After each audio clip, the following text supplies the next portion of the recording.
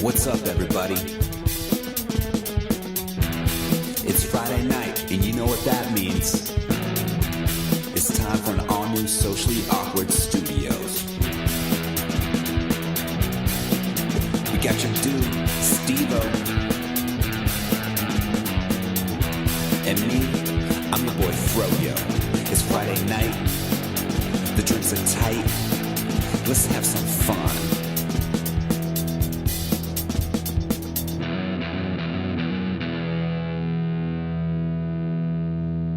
Hello and welcome to a brand new episode of Socially Awkward. I'm Steve-O. I'm Matthew. And we are joined by...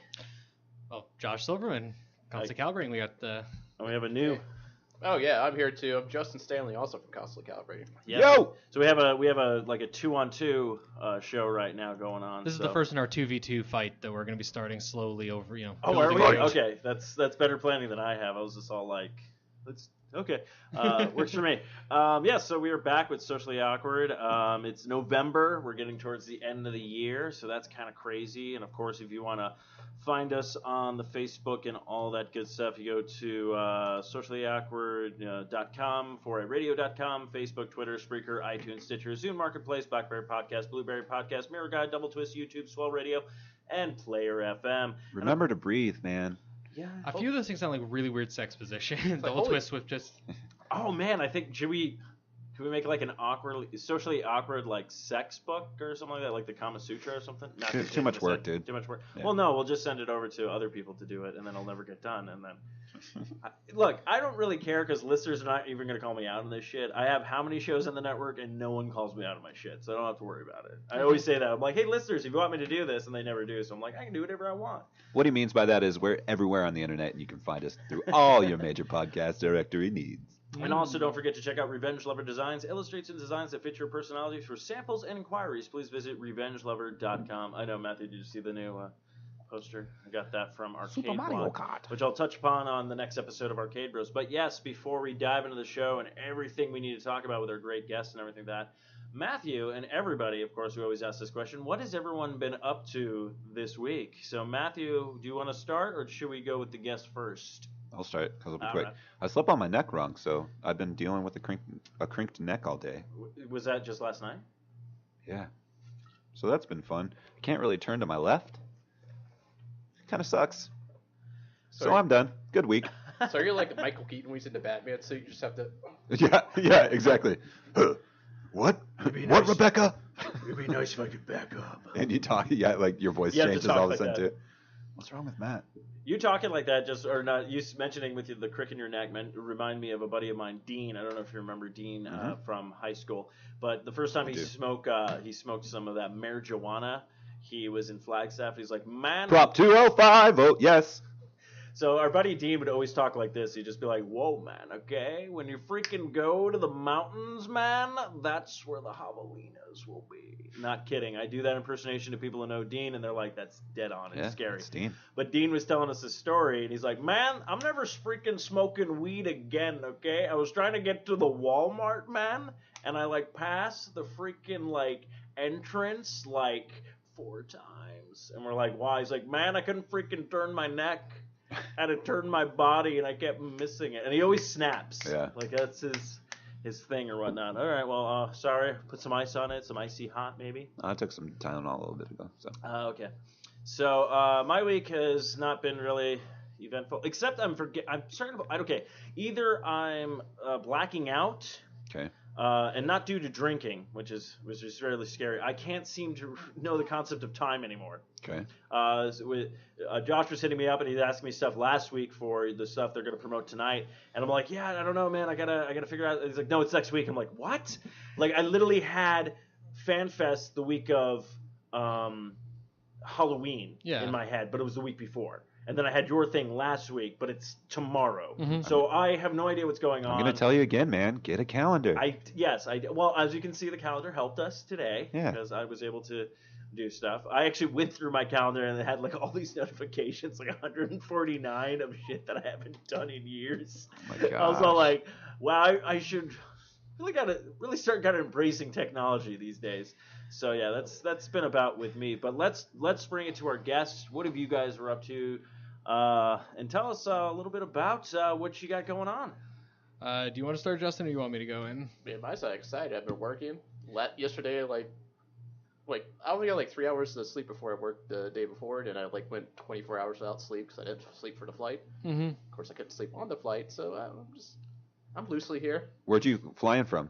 South Carolina. Oh, okay. Oh, okay. What part? Yeah. It's close to Charleston. I live in a place called Somerville. Nice, man. Oh, Charleston's rad. Yeah, it's nice to visit. Yeah, I visited like it. the I thought it was cool. of like horse shit and all that. If you step in a puddle, it's not water. Oh. You gotta accept that fact. Yeah, I used to vacation. Charleston, when you step in water, it might not be water. Is that their slogan? Should be. Yeah, no, I used to visit out there. I used to go to Hilton Head. Right. Up in that area for like a week's on end, but I am no longer with that rich family's woman, so I now have to just slum it with. Well, you guys don't slum it. I'm slumming it. But The fuck are you saying to me right now? Yeah, I'm better than slumming it. Oh no, you're better than. Hey, dude, I went to your house. We'll dive into that, but I did go to Matthew's house for Sunday, so we're gonna save that little spoiler for It was the fun, thing. dude. He came over for Hell in a Cell. Oh, jeez. Oh, yeah, it was nice. But yeah, so you flew out here. Oh, of course, you flew out here for. For Extra Life. Yes. So Yes. what all I've been up to is just like the last 2 weeks is just working on this whole Extra Life thing. For people who don't know, Extra Life is a charity thing that you donate money to it, and it benefits the Miracle Children's network of hospitals. So, for instance, out here in Arizona, one of the main ones would be Phoenix Children's Hospital. Yeah. And it's one of those things that 100% of what you donate goes to the Miracle Network / to the hospital the person's raising for. So it's none of that bullshit overhead costs. Like, only like 80% goes to overhead costs and like 20%, you're not lining some CEO's profit. Okay, that's good. Yeah. Some pockets. So Extra Life itself is a marathon kind of thing that most people do. There's a specific day, a weekend, which is this coming weekend. It's the 5th/6th, which is a 25-hour stream. Though some people do like 4 hours here, 12 hours here. So people do it very differently. It's just essentially you're supposed to raise money by December 31st.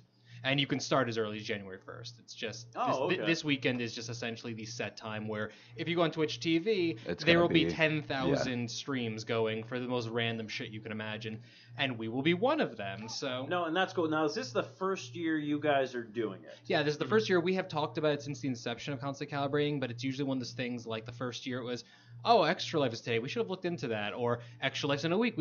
No, we can't do that. That's way too close. Exactly. It kept being we one know how of that those is. Well, when I first heard about it, I heard it from an ex-girlfriend who did it, and I was like, oh, I really want to do this. I've been trying to get Arcade Bros on to doing it, and then I did it the 1 year, and then shit hit the fan. You can listen to all that kind of stuff on Life You Shit. Yes, shameless plug for another podcast on the network. But yeah, so every other year, I comes up and I'm like, oh, we should totally do it or whatnot. So we never get a chance to do it. So maybe next year, I'm not gonna even put anything on it because it probably won't happen. Maybe if I don't say anything, it will happen. So we'll find out. But well, hey, you're gonna get a taste of it because you guys are gonna come over on ours, and then next year, hey, if that works out, we could just literally have it as a cross-collaborative thing. You never know. No, and I'm totally down for that kind of stuff because I'm like, look, I get to actually, it's funny too because I actually thought about it, I'm like, I could literally buy the new Skyrim remaster and do this for, well, it'll be more than 25 hours, but I put in a shit ton of hours on that. Yeah, game, you could easily send it. I mean, Oh, yeah. It's gonna be a cool thing. We're doing it from tomorrow for people listening live, or so was that November 5th at 8 a.m. Pacific till November 6th at 8 a.m. Pacific. It's 25 hours because daylight savings kicks in the middle of the night. So my schedule I have pulled up here. I have 2 a.m. listed twice because I put it in Pacific time. Word. So yeah, we're gonna be twitch.tv/constantly calibrating. You can go also to constantlycalibrating.com/extralife. That's our page. Pick a member of our roster. Donate a few bucks. You can also join our team if you really want to raise money and help us with that. But that being said, why would you donate aside from the obvious charitable awesomeness? Because it really is an awesome charity. We are going to be doing giveaways as well. We're giving away stuff like PlayStation Plus year cards, Xbox Live cards. I think we have... Can I get a free one of the PlayStation? Mine just ran out. So no, but so we're giving away, what was it like? I think we're up to like 30 different game codes of assorted various games. Cool. Sweet. So much. And then we just have some random swag bags that I've collected from conventions. So we're all over the map, and the only requirement is you have to follow twitch.tv/constantcalibrating. And I think we were setting it as like every $5 donation is an entry all day in all raffles, unless you win something. You know what? I should check. I should check my Xbox One. For whatever reason, when I got Gears of War 4, I now have three copies of every single Gears of War game.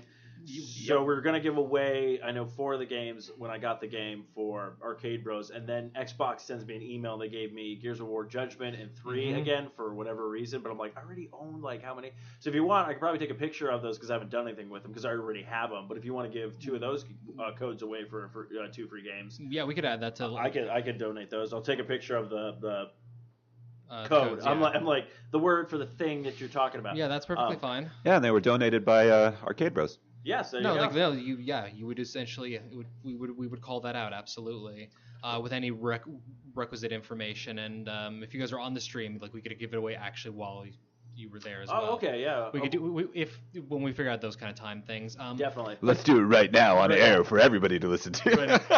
Hey, we have. So one of the things we're doing is we are doing our first ever D&D campaign because we thought, what the hell, why not? This sounds like a lot of fun. We're going to be doing that. What is that? Yeah, what's the time slot you rocked that down at? So we have that as 5 p.m. Pacific time. 5 p.m. to. We're doing 3 hours, so it's late. And okay, so Justin, I can see you're shaking your head now. Now I was going to ask, has anybody ever played? I've never played D&D. A lot of people said I should play it. That's what I've heard forever. So you've never played it either? Never played. And I haven't actually been like directly against it because there's a point in my life where it's like always try to force somebody, you should play. They even bought me dice. I'm like, no, I don't want to right now. But I jumped into late. Does everybody like decide their character? I was like, crap, I forgot about that. I'm like, yeah, you know what? You make me a character, I'll play as it. And yeah, I built him a character with one of our veteran D&D players the other day, and it's better than my own character. I'm gonna say that much. I'm not going to know the character I'm playing. He doesn't know anything about his character whatsoever. Okay. We're gonna be revealing that during the stream. Essentially, right at the top, he's gonna pretty much find that. I think you only know like the most basic bare bones of information. He's playing a bard. I think about the limit of his information. Bard who owns a traveling circus. Yeah. So you are a guy. So the information I can give you is you're a bard who hit middle age. You owned the traveling circus. You hit middle age, and then you retired to go adventuring because you were sick of the life you were in. You were sick of that corporate game, dude. So that's all accurate. I pretty much made Justin. I hope there's a remark where he's like, well, I had to get out of the traveling circus. Those Barlow and Bailey people just ruined everything. But Yeah, so we would just have like so much going on. Like But now I'm just gonna sing my way through the. Oh my god! Please tell me he has to sing everything. That'd be great. No, he has spells which are going to be song based. We haven't figured out how we're going to make him do that yet. Because I really just want to be like, I really fucking hate you right now. That might be happening. I mean, I was thinking about just grabbing his phone and installing, like, see if there's like a loot app or something like that. So he has to get You guys suck, eat my ass. That's perfect. Yeah, when rig you're a all- guitar to a phone or something like that. Even better. Like, Probably could. It's not like, when you're all asleep, I'm gonna stab you. Everyone's like, I don't want to sleep. It's like, well, you have to. I don't want to sleep. So with your setup, like, how many cameras do you have set up and things like that? Okay, so right now our setup is we repurposed my dining room, which Okay. you guys have, nobody here has seen what it looks like, but I have a nice sized dining area. We took my dining table, turned perpendicular, put up against a wall pretty much. We have 3 computers set up there with 2 Xbox Ones. We're only playing 1 Xbox game, so we're just playing Halo to start off. Oh, okay. But yeah, we have that set up, and then we have one kind of overhead web camera. yeah. That's going to be showing a survey of the whole room, because right now we're still figuring out how we're going to do it. But first, I think at one point we're expecting to have almost like 6 or 7 people over. So we're trying to set up a seating area with another TV, so everyone doesn't have to like cramp in behind our computers. Yeah. So we have a camera that's going to overlook that, and then we have a camera on the desk that's going to show us, at the computers. And then for D&D, we're also going to have a 3rd camera we're going to set up to show a map, should we choose to do that. Cool. And then for all the people who Skype in, except for one person, we're going to have them on their webcams. Oh, very cool. Okay.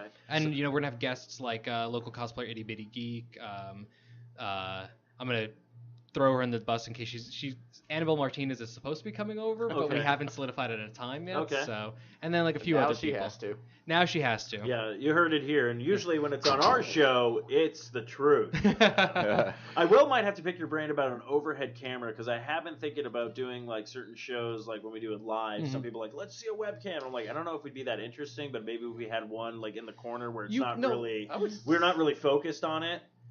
For the kind of like local show you're doing, like, because we do a live show, we just did our 200th episode of our podcast, and we had what we usually do. We all had our specific webcams like set up in our faces because we do everything via Skype. But with something like this, you can put in a corner there, or potentially on your countertop over here. I'm just gonna say, you already had the prerequisite. You like took your dining room and turned it into a podcast set, which I think is the birth of mini. Yeah. And you got a great set, actually. So, I mean, just get a camera on this. Yeah, awesome. Essentially. Yeah, dude, get a fucking camera on here. I would recommend. I like hearing that. But I would say no. I would recommend putting it in this corner, because then you can actually see this. Oh, okay. You can actually see your wall and things like that. I think that would make most sense. But it's pretty simple. Then you just get freaky in here. Get dude. a Logitech. Yeah. Get a Logitech C920 or whatever. A what? A Logitech 6920? Is that what you just said? C920. C920. Or what's the new one? 22? I don't know. If Just prefer a camera of all, stripper webcams or something like that. No, but it's the recommended webcam. Interested? It's the recommended webcam for streamers and sex shows. Okay. Well. Oh, like cam girls and stuff? Yeah. Oh, no, cool. I would totally take a recommendation from a cam girl, because it's like, look, they got to be on like almost 24/7. They want a good fucking cam. Listen, anything in porn leads the way in technology. So Yeah, for sure, man. Porn builds technology. Dude, we should jump on one of those cam girl sites and be like, hey, enjoy your work, great, but what camera are you? Yeah, really. Just No, a while back, was looking at porn as one does, and in the comment section, I just happened to glance over, and there was a 40 comment thread about tech. They're trying to figure out what kind of camera they were using to film this. Nice. And it was just like, I just read through the whole thing, and I'm like, this is fascinating. Right? Like, what conversation? Like, how do people get into these conversations on these sites? Like, it's just like, it makes no sense to me. Yeah. Well, I can Love the video.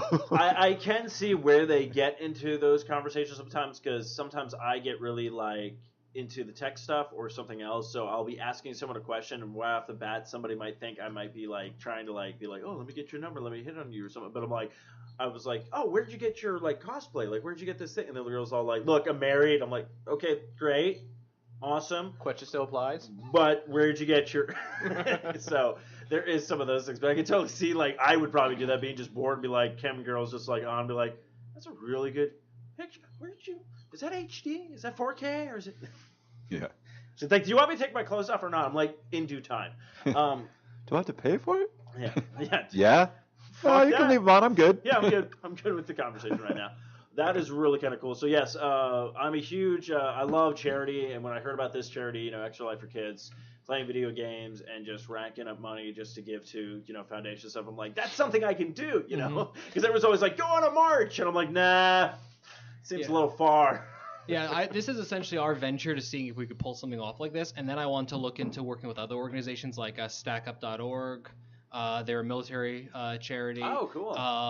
Then there's also, I wouldn't mind doing one for Autism Speaks. My wife works in the okay. autism field, so it makes a lot of sense. I'm just like, there's like a few different ones I want to look into doing over like the next year. Let me tell you, his wife is ecstatic at what we did with your room. She is she's very happy with how we redid stuff. Yeah. I'm Oh, I forgot to check that text to figure out what the hell that text was that she sent me. Oh yeah. Yeah, I forgot. I had the audio speak in my car tell me, and it sounded mad. So. You're like, oh, I should really change this off from angry British woman. Well, I mean, it's 25 hours, so. Well, do you keep saying that it's for charity? It's for the kids. Or are you going to keep the setup? Yeah, it's no, we're not keeping this set up. We're gonna keep it long enough to film. So one of the things we're doing is we're doing HTC Vive stuff because I have one of those now. Yeah. Oh, okay. So we're gonna be filming stuff. We're gonna keep this setup going long enough that I can, while Justin's in town, film a couple of things. But pretty much we have a requirement that it has to be done by Sunday evening before bedtime, or my marriage is over. Oh, okay. Sunday So- evening before bedtime or your marriage is over. This will be after 25 hours of nonstop gaming, no Yeah. sleep, and possibly probably going to the movies as well. So. So ladies, Josh will be on the market. I need a prize. Josh is trying to do something for charity, but when his wife says this better be done by Sunday, Josh runs into a problem. Rated PG-13. Yeah, the question she was asking was why are there blankets all over the dining room? That's a great question. And I wrote because the Vive needs foot comfort. The Vive needs foot comfort. It's like travertine tile. 2K17, baby, we play basketball with the Vive. We need that foot comfort. Oh yeah. Spike Lee filmed this? Man. That's funny. Speaking of gaming and everything that I do want to keep talking about because your setup sounds crazy, but I figure this would be a good time to ask this question because you guys do a lot of streaming with different consoles. So that new small mini Nintendo is coming out next Friday, the 11th, I believe. Oh, the NES thing? Yeah, the NES. Now, since it's going to be HD, do you think this is going to be an easier format to use to try to stream old Nintendo games? I mean, yeah, I mean, easier in the sense, I mean, look, nothing is really easier, in my opinion, than just setting up an emulator on your computer, pretty much, if you're going to stream that kind of stuff. I mean, if you want to go legit, I mean, the Wii and Wii U's already been doing virtual console, especially Wii U with HDMI output, but no one wants to admit that Wii U exists or that they own one. Right. Oh, I'll own one. I love my Wii U. Same here. I do too. I bought it for Mario Kart on a fever-induced decision, but I don't regret it. Oh, no, yeah. That was... I bought mine because of your fever-induced decision. It's effective. Oh, there he is. But yeah, no, I think it's be fine. I'm sure it'll bring a lot of people into streaming off of that. I mean, my issue with that console is why a lot of people kind of like it is that it's 30 built-in games and that's it. Yes. You can't expand on it. That is what it is. But at the price point, that's not a bad thing, especially if when you don't have either your old Nintendo or you don't want to spend the money on the virtual console to keep buying all these things. That's true. And then also it's this nice little sleek, essentially portable thing you could bring anywhere. So if you just want to have a nice little like Nintendo experience, not only that, it's cool. I had people at my work not super into games, but they kind of actually mentioned this Nintendo. Like, oh man, you hear about that? You just buy it, it got 30 games on it, you hook it right up. I'm like, so it's definitely advertising to those people who just that nostalgia, and it's simple to hook up. Yeah, it's really the casual nostalgia market, which I think because I mentioned Wii U, it's like great. You have to go to a Nintendo store. Cool. You gotta buy points. All right. Can you download it? Maybe. My only thing with it is I feel like they're continuing with Nintendo's major issue is marketing it like shit because I'd forgotten that existed till 2 weeks ago. I thought it released last year. And I do news for gaming, and I forgot this thing freaking existed. Nintendo's very. The problem is like with a lot of their advertisements, like on their Nintendo channel. But if you don't have a Wii U or anything Nintendo related, you're not gonna get access to half the stuff. The one thing that I'm very surprised with, because this is one of those consoles that was actually licensed by Nintendo and not like the Sega Genesis, where it's like a third party, Genesis with 30, 60 Yeah, plus yeah. games and everything like that. So it will be kind of interesting. I think Nintendo is, smart releasing this thing, going like, hey, here you go, 60 games or 30 games for like $60, which you're like, all right, cool. Because I mean, like, if you think about it, Rare just did that same thing for Xbox One with the Right. 30 for 30 kind of Absolutely. games. Rare replay. So But I think it's gonna work well, and I think they made the smartest decision. Even though I wish they'd give more information, I think the smart decision of not talking about the Switch anymore until after this, Yeah. because then for marketing, they're gonna get us, gamers and non-gamers alike, to buy a bunch of these things through Black Friday and through the holiday season, and then they can talk more Switch stuff once you've given all the money. But then if this thing does well, which it's projected to do extremely well, we're probably gonna get a Super Nintendo one as well, and I wouldn't even be surprised if we get an N64 I one. love it. yeah, Nintendo's already got my money with that kind of. If they bring out like a Super Nintendo, I literally or have my N64. Super Nintendo still in the frickin' closet that I hook up all Mine- the damn time. Yeah, mine. I have like the Nintendo, the Super Nintendo, Yep. and the GameCube right now in Yep. my living room. So Matthew and I actually just did a show. I feel bad for that show because it was a really bad show due to the fact that Matthew and I got really drunk because we're supposed to have guests on. And then people were like, it's too late, we're not showing up. And then Matthew's like, what kind of Nintendo games you got? I'm like, I got Blades of Steel. I was like, fuck it. We just started doing that with like commentary. But and then my old neighbor got into an argument with the downstairs neighbor, which was pretty Oh interesting. yeah, that's right. That was an interesting episode. Probably shitty ass quality, but Oh yeah. Doesn't matter. it's all good. I was supposed to say, like, the only problem with it is I don't think you can pre-order sorry, it still. No, I actually No, you can't. I checked with Amazon to see if it was going to pop up there. It doesn't even register on Amazon, or if it does show up, there's no pre-order. So I don't know if this is going to be one of those. I have a feeling what they're probably going to do, they're going to probably sell out within this first weekend there because the stores are not going to have that many, I guarantee. They'll probably be As like Nintendo maybe, does. probably be, I'm going to say, and this might be overestimated, maybe 50 consoles in a store maybe.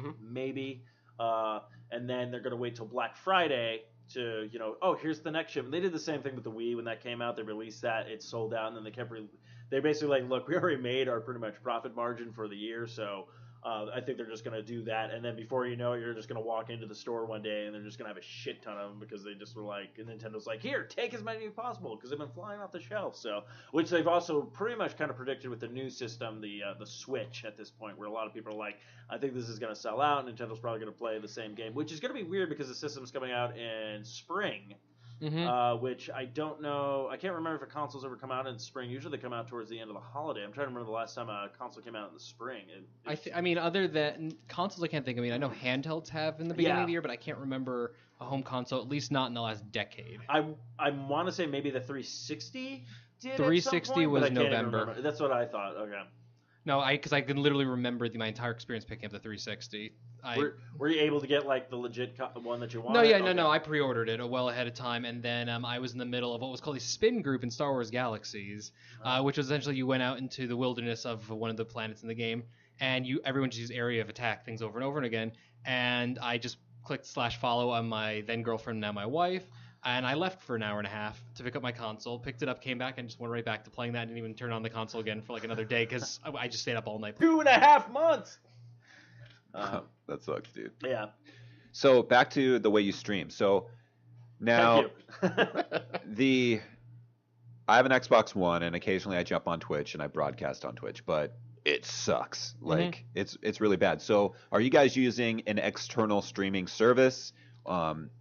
First of all, obviously for the event that you guys are going to be doing, but then personally, when you guys stream on your own, like what's your setup for that? I think pretty much everyone who streams for us at this point uses OBS, Open Broadcaster. I Okay. think we've all switched over to using the studio version as well. Yeah, we just mostly use that. It's fairly simple. Once you figure it out, it's very daunting the first time you install it if you're just like looking at everything. But you just read up a little bit on it. It's not too bad.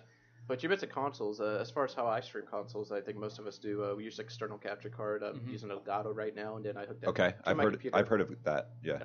Except the weird part is the one I have. I know the newer one cuts down delay, but one I have has specifically a second delay. So Okay. I set my camera back a second. I set my voice back a second, so everything syncs up. Yeah, This all can be done through OBS. Yeah, there's a lot of desync stuff if you do something. Yeah, you can just do it through OBS. You can the newer Elgatos you can stream right through the software, which I've actually heard is great software and that's whether you're doing PC or console stuff. Oh, Okay. But you have to have a newer one, and that's couple $100. It's like $100. Yeah, I mean the current one has its own too, but I mean you got The current one does it too. Well, options. but the newer one has far better, like actually like a studio level stuff. It's not just clicking. Like you can actually bring your webcam in and stuff like that. The current one is you just hit stream and it goes out into the ether, and it's okay. I mean, it's perfectly acceptable, especially if you're just kind of getting into it. Yeah. So you have the actual physical component. You have the Gato box. Yeah. Yep. So you have I'm assuming it's HDMI input from your TV into the box. From the console into the box into your TV. And then Delgado actually connects USB to your computer. So To the that's how you computer. get all the footage and Okay. Okay. So you're using that, tying it into Open Broadcast. Yeah. Mm-hmm. And then developing your stream from that, be it live or pre-recorded, so you can edit it and then put it out into the world. Essentially, yeah. That's Okay. that's essentially what you're doing. I have also dabbled with a program called Infiniscene, which if you're already in it, is currently free until the end of the year, but it's going to be like a $10 a month service. It's Okay. the difference between it and OBS. OBS has a problem with crashing for a lot of people and deleting all of their scenes because you make these customized scenes. Okay. And you get what you pay for. You get what you pay for, which is nothing for OBS. Okay. So it has a tendency to crash and lose stuff. You can back up stuff, but it's not very easy to understand how to back up anything. So problems arise from it. Infiniscene is something that allows you all of the work on your computer is taken off your computer and it's off their servers. The only thing your computer's doing is it's just sending information. You need very low bandwidth, very low stuff.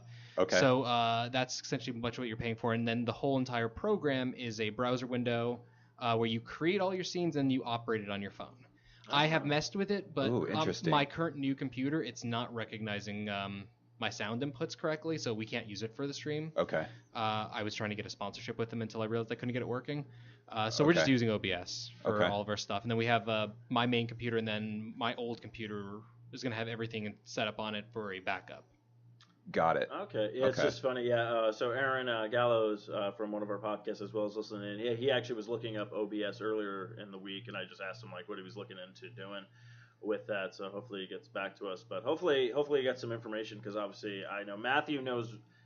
I'll put it this way: these guys know about more streaming than I will ever know right now. You know more about streaming just because you're like always doing like either watching Twitch videos or knowing things about stuff, and I'm just all like, and every time I go to stream, I think we did get a couple of people following us on last time we streamed with Arcade Bros doing a little bit of Borderlands, but I watched it for a bit. I literally had the one where I was just playing Destiny and I was on Mars. I just kept going, I got to get my ass to Mars the entire time, and no one was watching it. But I kept going for about an hour and a half in that voice, just like didn't even care at that point. I was just like, yeah, I'm just playing. Early days of streaming stuff, like when you're really starting stuff out, you just have to have fun and just be on there, and maybe a person will come in and like you. I streamed on my personal channel a while back, like my first time playing Metal Gear 5 Ground Zeroes, and I ended up getting 3 people coming in there telling me how I was playing stealth stuff wrong, but I ended up accruing people because it lucked out, you know. Yeah. So it's just one of those very long process things. We finally hit 140 followers. Nice. So my dream hope is to break 200 with the stream this weekend. Oh, very cool. But we're only going for 25 hours. I feel we got to get something. Yeah, we're going to lose like- everyone when we offend people. Oh, that's gonna happen. okay, yeah. So that's what I was curious about with these extra life things. I know you're doing it for children's charities and all this good stuff. Now, is there any restriction on that? I mean, obviously, you're not going to have everyone watching you if you're like kind of like. I would just say my shows where I'm just like, fucking son of a bitch. No, I and mean, you are- suck a cock, kind of The thing. requirement is to where you follow the guidelines of where you are streaming. So we're streaming on Twitch, so no nipples, no nudity. Damn it! But for the most part, I have 3 of those nipples to show off. That's okay. We're making pasties. Yeah, to my knowledge, we have no restrictions of Constantly I calibrated. was just thinking about that. Yeah. yeah. I'll send it to the marketing team. There you go. But yeah, the restrictions are pretty light. So we're just because like Rooster Teeth does theirs every year, and their show is just it's the Rooster Teeth guys. So Yeah. last year, I mean, a lot of cursing. Obviously, someone got tased when they hit like a few $100,000 donated. Vomiting. Gus, one of the founders, got so fucking drunk. I think it's the top 3 drunkest I've ever seen a human being on at least a television related show. Kind of Oh, entertainment. wow. Like he was out of his goddamn mind. Like just stuff like that, which actually, speaking of Rooster Teeth, Yes. we got confirmation yesterday. We had to do one final audition. 5 a.m. Pacific time, twitch.tv/Constantly Calibrating will actually be hosted by twitch.tv/Rooster Teeth. Nice. Really? They're doing their stream next weekend so that they don't, since they are the big stream thing, Yeah. that they don't take away from Oh, all the that's little kinda guys. cool. And then also, I think they also had some events going on this weekend as well. And they're doing what's called the Rooster Teeth community stream for Extra Life. And every hour is a different Rooster Teeth community group. And as of the last time I checked, we are the only group that's not a Rooster Teeth like fan club for a specific state or area of the world. Very cool. Because everything's RT Newfoundland, things like that, and we're the only one that's not. I mean, we're fans of Rooster Teeth and we do a lot of Yeah, stuff yeah. with them, but we're not like strictly focused on that. And yeah, we passed the audition yesterday. So yeah, we're 5 a.m. Pacific time on Sunday. We were going to be on there, hosted by them, and we're going to be playing 7 Days to Die, I believe. Oh, nice. Yeah. Which I think most of us have not played. So. Nope. This should be great. I was about to say I have a sound drop. So Rooster Teeth is going to be sponsoring you, huh? Okay, yes. The hosting Glorious. Anytime I can use a little bit of sound drops. things, the hosting thing's been cool and fun. Like, I love the auto hosting feature. Yeah, I love the it's fact like- that you could just specify people. and it's only like a few months old or something like that. It's not like- even. It's was just before TwitchCon, I think, was when that came out. So it's like 6 Yeah. weeks old. Yeah. Yeah, it's been cool. I watch a lot of Twitch. No, I that's why I think I gave you I gave Matthew a segment to come up with. It's like what he's been watching on Twitch, because he'll come up with games that I've never even heard of, and like him, he's like, yeah, I beat this game. I'm like, I don't even know what that is. Like he finds so many things just by watching that, and I'm realizing like I thought I was a gamer, and then I realized I'm not. Everybody knows way too much about stuff than I do, and I'm just That like, does playing a I'm shit like, ton let of me games tell does you about things. the old Chip and Dale game on the NES. God, I What's have the it old somewhere. game? No, I have that game. It's awesome. Yeah. There was a good one on the PC as well. That was so basic of a game. God, I would play that right now. But yeah, I'm trying to think. Oh, speaking of, I know we're doing a lot of game talk and everything like that, and of course, before I jump into a little bit more game talk and everything like that, people, this is going to be shameless plugs, but where can people are looking for you on a regular day basis besides Extra Life? Where can they find you guys? So yeah, anyone wants to find us, constantlycalibrating.com will be your easiest source. All of our stuff is listed there, but facebook.com/constantlycalibrating. Twitter is @concalpod. Instagram is Constantly Calibrating, twitch.tv/Constantly Calibrating, and youtube.com/concalpod. Right now, mostly what's coming up on YouTube is our weekly news show, or gaming news show, The Catch-All. Yeah. And then otherwise, the weekly news show, the Catch-All, and then beyond that, we're going to be finally having some Let's Plays and stuff coming up as well. We hired I use that term so freaking loosely, a new video editor who's doing some really fun stuff. We're going to have like a Hitman Let's Watch. We're going to have our VR Oh, content very cool. start coming up. And we have plans for a lot more stuff. I mean, we do interviews and reviews go up there as well as we do them. Those are a little more sporadic. No, and good for you that you're getting interviews. Like I'm like, would you like to be on a show? Speaking of which, now that I think about it, so we've known Josh for I would say maybe about 2-3 years now. 2-3 years, yeah. But we don't know anything really about Justin and how you guys kind of got together. So let's get a little bit of a backstory on this Well, one. it involved lightning and someone's asshole. That's what I want to hear. Do you want to field this since I've been talking the whole time? Yeah, it happened in a galaxy. It happened on a cantina on the planet Loke. How far away? I wish I had some mood music for that. Give me a sec. Hold on. Okay. But you can go ahead and. So, but yeah, we met in Star Wars Galaxies.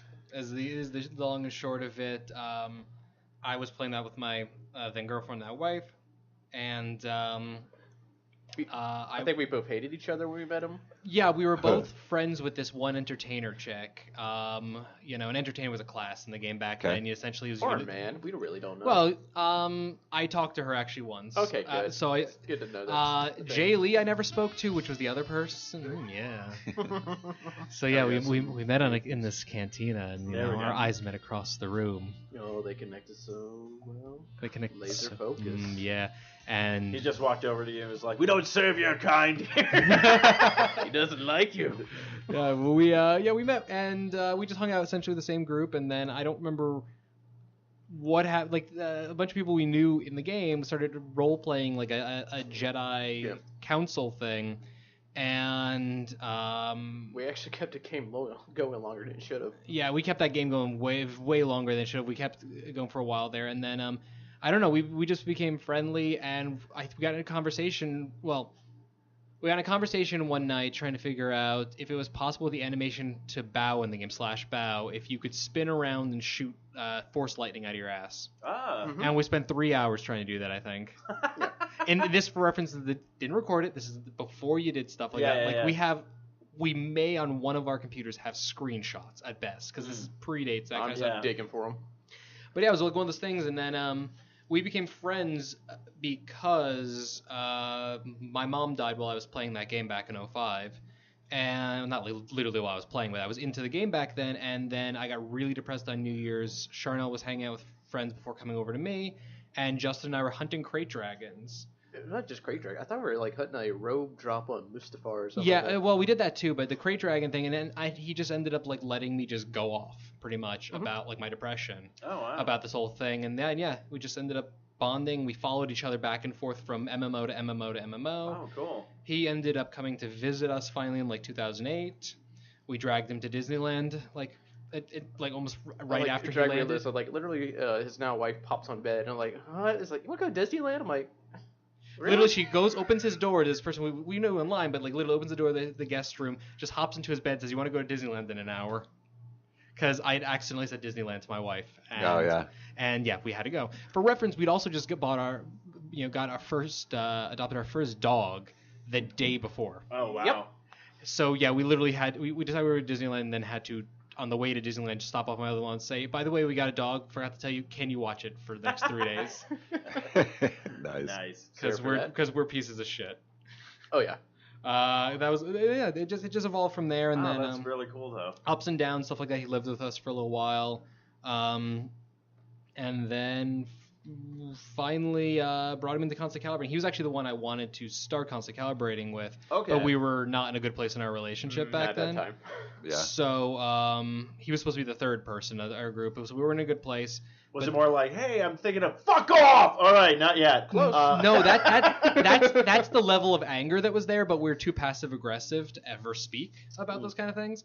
So yeah, it was just a silent, kind of thing, and then wrestling brought us back together. Yeah, Yes! oddly enough. Oddly right. enough, we started our own wrestling podcast, which had one episode, I and think then it has and then a 3 in second total. episode exactly a year later. Hey, you know what? To be fair, there's a Star Wars podcast on our network that had one episode, and then the other episode was just us talking about when finally The Force Awakens came out. So it's going to be a yearly podcast for that one. Yeah, it was essentially we did a WrestleMania podcast, and then we did a WrestleMania podcast the next year, and then we also did a Goodbye to the Ultimate Warrior podcast, and then we and that nothing ever really came past that. But then I ended up bringing him on to Constantly Calibrating when we were looking for a third person. Yeah, and it all like goes around tragic events because something hit me in my life or put me really down, and started talking to Josh, hopped on the podcast and did a few episodes, and then we started talking about doing a YouTube channel.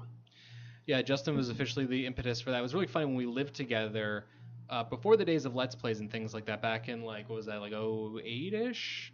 Something like that. Something like 08-ish. We talked about we should just like film us playing video games because we just have fun doing it. We should just like put a camera on and like record it. And then we looked into video capture stuff, and in like 2008, it was like $700 to get the equipment nuts. for it. And we're like, well, nobody's gonna watch this. We're not gonna spend the money. And then of course like Achievement Hunter starts Let's Play. There's Let's Play stuff like a year and a half later. Yeah. And it was just like, I mean, yeah, there were other people doing it at the time. We would by no means would have been the first people doing it. Yeah.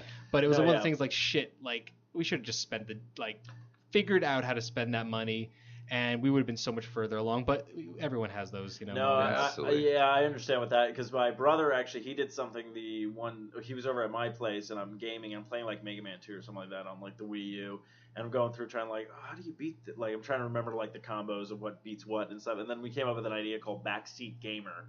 Because then my brother just started. I remember you telling me about My brother that. started giving me like misinformation on how to fight certain bosses in Mega Man. I'm like, do I use the bubble gun here? He's like, oh yeah, bubble gun works great, And you're like doing it. I'm like, I got fucking my ass handed to me. He's like, yeah, you don't use it. I'm like, what the? I'm asking you for help. You're being a dick about it. He's all like, yeah, use the wood. I'm like, I don't even have wood. He's like, you got to go get wood now. I'm like, why? He's all like, because this thing, I think, wood. I'm like, but it's fire. Why would I use wood on fire? He's like, trust me, the shield protects you. I'm like, no, it doesn't. Like, so it just became this ongoing thing. And then finally I beat Mega Man 2. And then my brother's like, yeah, I don't even know why you're asking me. He's like, I never beat that game. And I was like, you son of a bitch. Nice.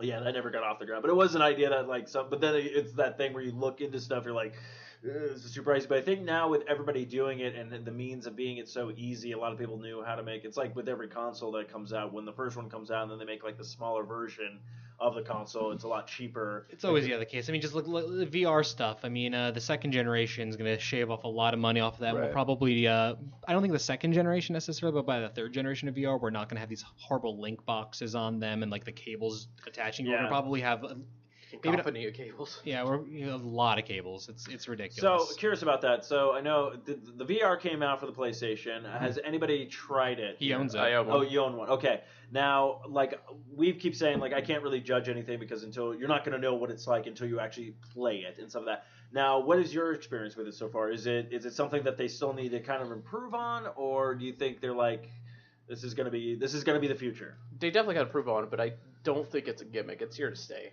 And I bought it knowing what I was getting into. I know it's not something you feel like you need to do every moment of the day. It's one of those things like you get into it and like you can take a break for a while, but you'll have that urge every now and then. It's like, put the VR headset on. Okay. Yeah. And it's just like I'm more excited for the non-gaming aspects of it. Like, for instance, can you imagine like any sports events? They put a 360 camera on there. It's like you could pay to get into that seat and watch it from your VR headset like you're there. Oh yeah. Essentially for people who are not able to travel, like imagine being watching the Cubs Indians game the other night, like, but you can't get there for whatever reason, and they just charge a massive premium probably for that seat, and they could have 1,000 people sitting in that seat potentially. That's something, sports team. That's gonna actually kind of be funny now that I think about it, because anybody who's like a huge sports fan and don't really like the gaming people and stuff like that, they'll be all like, "Oh, I'll get a VR set for this now," and then that's another way to get kind of money. Definitely, because there's a lot of. Oh, that's great for like concerts and stuff. I was just like, thinking about that. Oh my god! Because if you think about it, they did do that. I don't know what phone company it was, but it was a while ago, maybe about 2 or 3 years ago, where they had that commercial where people were like, it was like a concert, and then like the holograms would be popping up, going like, "Oh, this concert's great," but the person was just at home watching this thing, and it was like something with I forget what the phone company was or whatnot, but kind of doing that kind of thing. So this is a step in that direction, because there is so many times where I do want to see stuff, but I'm like, it's like, God, I got fucking work in the morning or whatnot. I think Sony's actually planning to do this because they did buy like a concert hall in New York. They did, yeah. Ooh, that's cool. See, that's where I could see, like, that's what I was curious about, because I'm like, the gaming aspect is kind of cool, but then I'm like, there's got to be, I assume there was going to be more to it, but then it's like, it's a big investment. You're throwing like $400-something at this thing. Is it going to be good? It's like, because our generation, like the new generation is like, yeah, and they throw money at it, they'll get it, but we're like sitting there going like, we remember Virtual Boy, so fuck you, you know. This like, is not, no aspect, I have not gotten my head in the PSVR, just the Vive, but the fundamental difference, essentially, the PSVR, from everything Justin's told me, who's worn, I think, all of them at this point. Yeah. And then a few other people I know. The PSVR is probably the most comfortable of them. I can say that's the most well-designed headset. It's not the best quality headset as far as visuals go, but as far as like getting it on, it being comfortable, it is the best one if you're wearing glasses too. Like nice. It's easily the Vive like sucks your and I glasses just right realized off. how numbered I am right now. Yeah, if the Vive, it's not as bad as the one we like. A lot of conventions and like PAX and stuff have like the Vive Pre, which is the pre version of the Vive, like the first one people got. Okay. That's terrible for glasses. That'll ruin your damn face. I like how we all looked at our phones and we're like, what? It's only when I put it on the table. Like I keep it on my lap this whole time. The moment I put it on the table, that's when it vibrates. But What happens. but then the newer one's not as bad. It still sucks your glasses off, but it doesn't feel as cramped, I will say. But yeah, everything you said about the PSVR is that it's a lot more comfortable. Easy to put on. Easy to, like, if you need to take the goggles off quickly, like it has like a adjustment slider on the goggle part itself that slides out. You can easily just lift it if you can look for something. Okay. Oh. But other than that, like, it's definitely not the best VR experience. But if you're telling that somebody has to be doing VR, it's like you're telling someone who walks around everywhere, like, my teleporter is better than this guy's teleporter. Like, it doesn't really matter. Like, it's still a VR experience. It's still something that's awesome to do. Once you see it for the first time, you're not going to, like you said, get until you see it. And on top of that, like to get into PSVR, to get the console and the VR headset, is still cheaper to do that than just get the Vive or the Oculus on its own with all its controllers. Yeah, essentially, I mean, that's what it boils down to is like the PlayStation's will probably be one of the more successful ones because it's just the easiest. It already has an install base. Yeah, it'll have an easy install base right there. And I mentioned like it's cheaper to get into it by itself. Like I'm not talking about you have to buy the computer too that can actually run the VR headsets for Oculus or Vive. Like just a PlayStation 4 and a PSVR headset is still just cheaper than just the goggles. Yeah, because because they even said that it's like I already have a PS4, so buying the goggles, it's not going to be that huge expensive. The only thing that I thought was weird, so people who are PlayStation fans, stuff like that, is like they're releasing this VR thing, and then of course next month or this month, obviously, we're getting the Pro. And I was like, is that a smart move by Sony or a bad move by Sony, or are they just trying to hit this market beforehand? No, I think the Pro itself, I don't get the Pro and who it's for. Nobody seems it's to. Such a small step. Everyone's on my case. No, like I mean, we know other podcasts have and other people who are huge PlayStation fanatics who don't. Nobody understands. Not to mention, I feel like the Xbox like S does what the PlayStation 4 Pro and the PlayStation, I forget the smaller one, I forgot, PlayStation 4 Slim, like it does that in the same box. Mm-hmm. For some reason, Sony felt the need to create two different ones. That's what I thought was weird with them, because like the Xbox released the S, and even I looked at the S going like that, and I saw it in the store, and I'm like, that thing looks slick, like it looks very nice and stuff. But then I'm also like, I don't have a 4K TV. This doesn't apply to me right now. Yes, maybe the next thing I get is a 4K TV, and this is, but I think them releasing it and it being a lot less price was a good move. And more people would go for that. But then, like, when the Pro came out, I was like, oh, okay, well, how much is this? And I'm like, ooh, well, my PlayStation works fine, and VR's going to work with it, so this doesn't apply to me. Yeah, like, right now, how they advertise PlayStation 4 Pro, like, it doesn't make any sense to anybody to own it unless they have a 4K TV with HDR in it, even though HDR is getting patched in every PlayStation 4. Like, they didn't tell you, like, hey, it's, like, they tell you, like, you might see better pixels in the PS4 VR headset. They should say, directly, it will make your experience better, it will make it smoother. They don't tell you the games will load faster. We don't know if that's going to be the case.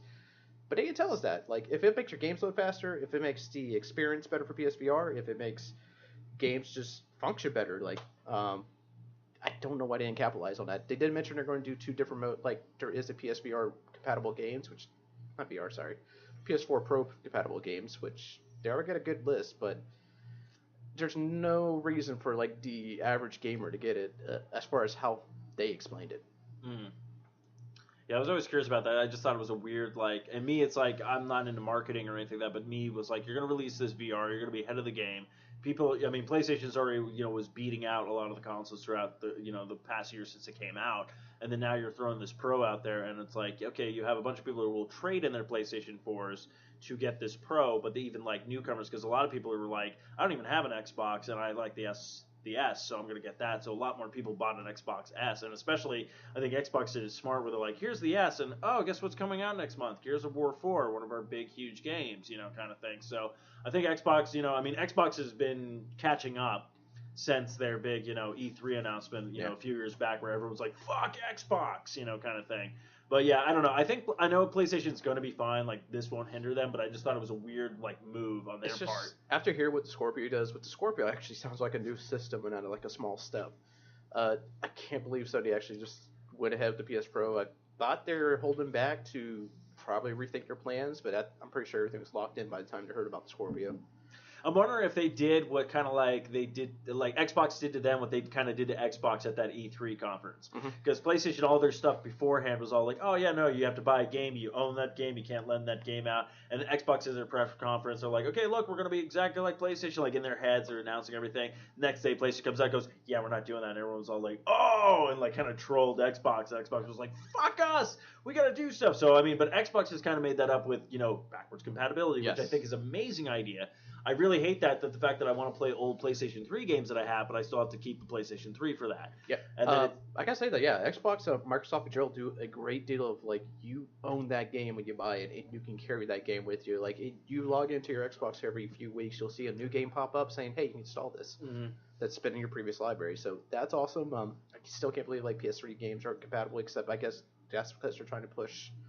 Was that on PlayStation Now? Yeah, the PlayStation. Yeah. I think PlayStation Now. Which PlayStation actually, Now. I talked to somebody and they were like, "It's not really that great because it drops. The streaming's not great on it. Like, they need like and then when I saw how much it was, like a month, Yeah. I was like, oh fuck that. I'm like, I already own half these games. It's like, do you like a touch of latency with your controls? Go ahead, get PlayStation now. Yeah, basically that's what he said. Take my money. Yeah, because he even said he's like I did the trial and he's all like, and it would drop, I would lose stuff, it would come back on, it would take forever. You're just like, okay, so. Like, I think Xbox has, like, kind of made their better move with that. And it really kind of sucks because, like, everyone always thinks that I hate PlayStation 4 or PlayStation in general. I go, not at all. I love the PlayStation 2. Thought it was a great system, solid system, everything like that. PlayStation 3, like, everybody loved it. I felt like they fucked me with that one because literally it came out. I was like, you have me at PlayStation 2. I love it. PlayStation 3 came out. I'm like, where's your fucking games? Where's your fucking games? Where's your fucking games? Oh, here's a game. Where's your next game? Oh, a year out? Okay. And that's like the thing where I'm like, PlayStation 4, I don't have that many games. Literally, most of the games I bought were remaster games. Cheap because I'm like, you don't have anything. Like, the most fun game I had so far with the PlayStation 4, I think, was the Ratchet and Clank. Which is amazing. Based off the movie, and the reason why I bought it because I was like, well, you're only selling it for $40 instead of like 60, and it's a telling of the original game with added new stuff from the movie, and I absolutely loved it. It looked perfect. So that Uncharted 4, I was like, wow, you guys just ripped off Goonies. That was literally Uncharted 4, like, and I loved Uncharted. I love that series, and I played. I'd probably really like it then. Oh, you would love it. You would love it. One-Eyed Willie and everything, man. There's even the Chunks in it. Hey, you guys. They literally just stole everything. Is One-Eyed Willie in it? Close enough. Oh, yeah? Yeah, pretty much, yeah. But yeah, it literally came down where like Uncharted 4 came out, and I was like, I beat it, and I was like, why did I just waste $60 on this? I was like, I had more fun with the Tomb Raider game that came out like a couple of years back, like the rebirth of them. Oh yeah, and of course the new one that came out was actually awesome too, which I think I gotta get PS4. I gotta finish that. But I don't know, like the same thing at Microsoft too. They actually eliminated my need to own an actual Xbox. It's kind of like their Xbox is now their Steam machines. It's with the Xbox Anywhere. Yeah, which works okay.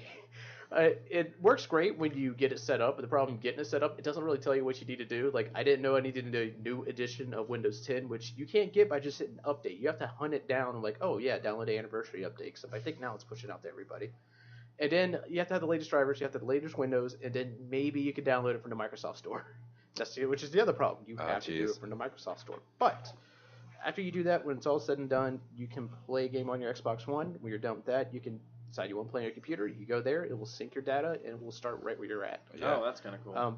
As far as it being a actual PC release instead of a PC port, they've been kind of iffy with Quantum Break, which I think was their kickoff for it. Yeah. I think there's 3 core, there's 4 is the 3, which also was rough. But Gears of War 4, Coalition outdid or stuff like that. Gears of War 4 is one of the most optimized PC releases I've ever seen since, like, I guess before that was Grand Theft Auto 5. Like, so many options you could do. It runs extremely well. And as long as they do that with all the rest of their first-party titles, it's going to be awesome. Yeah. But it's extremely, like, again, I don't see why I need an Xbox One anymore. But that's for me. I know, like, me owning an Xbox One and being someone who has a high-end PC, that's a very small percentage of the market. Yes, it is. But your point is valid. Like, you don't need it anymore. You're going to be able to streamline, and all their first-party games are going to be the Xbox Anywhere. So sadly, my Xbox One is exactly what they want it to be. It's like, that's why I watch my Netflix on.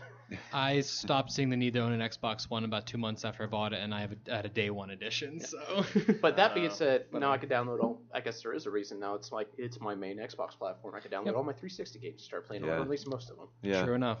Yeah, I've got a day one, and I mean, that's my only console. I have a laptop, and it's an Apple, so it's like as far as PC wise, I am nowhere near where I need to be in that game, but it does the job for me.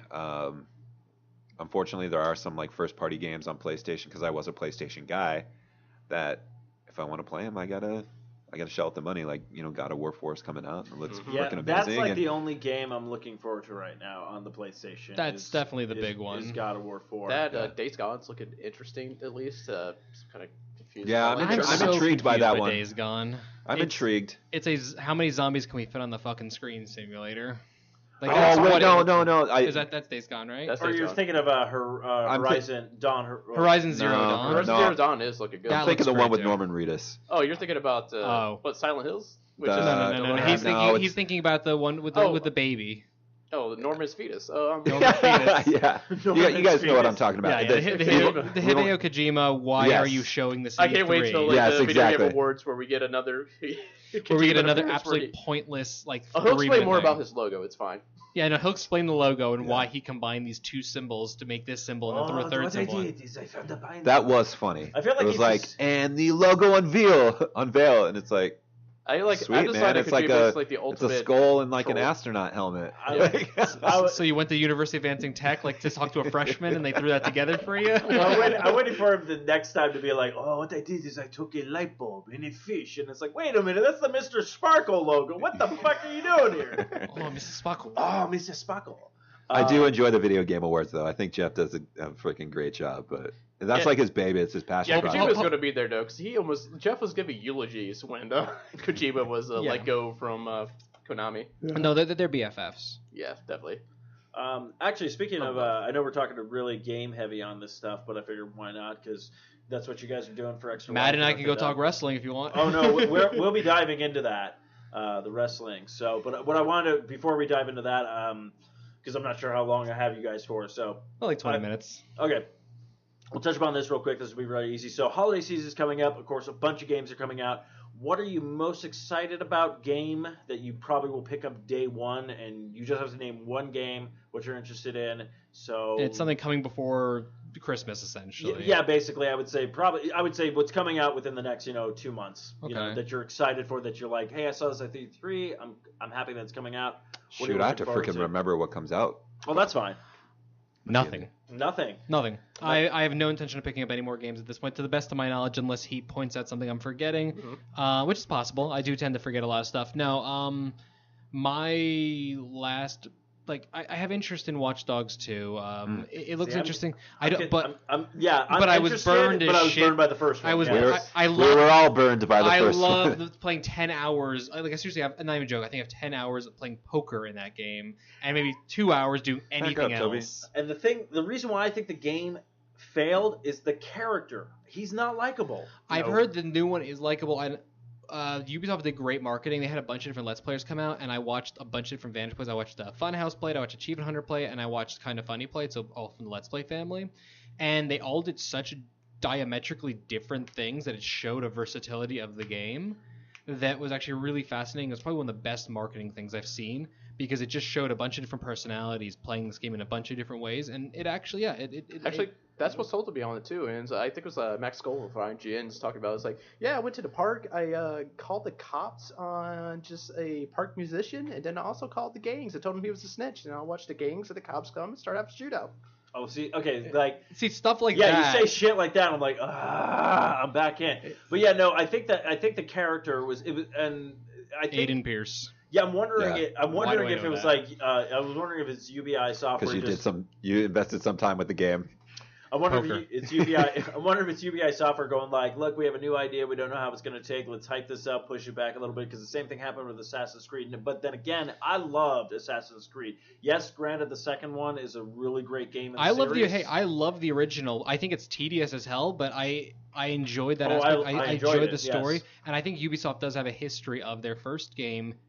Because they're testing. It shows promise, or it sucks and shows promise, and then the second one almost always has blown it out of the water. Yeah. I mean, it happened with Far Cry pretty much. It happened with everything. Far Cry 2 was a very different game, and but it was a very different game from any other Far Cry in the series. For sure. True, it's but a great game, but it's still for something under that series banner. Yeah. The first one was liked but not beloved. The second one is what turned that into an actual popular franchise and pushed the whole thing forward.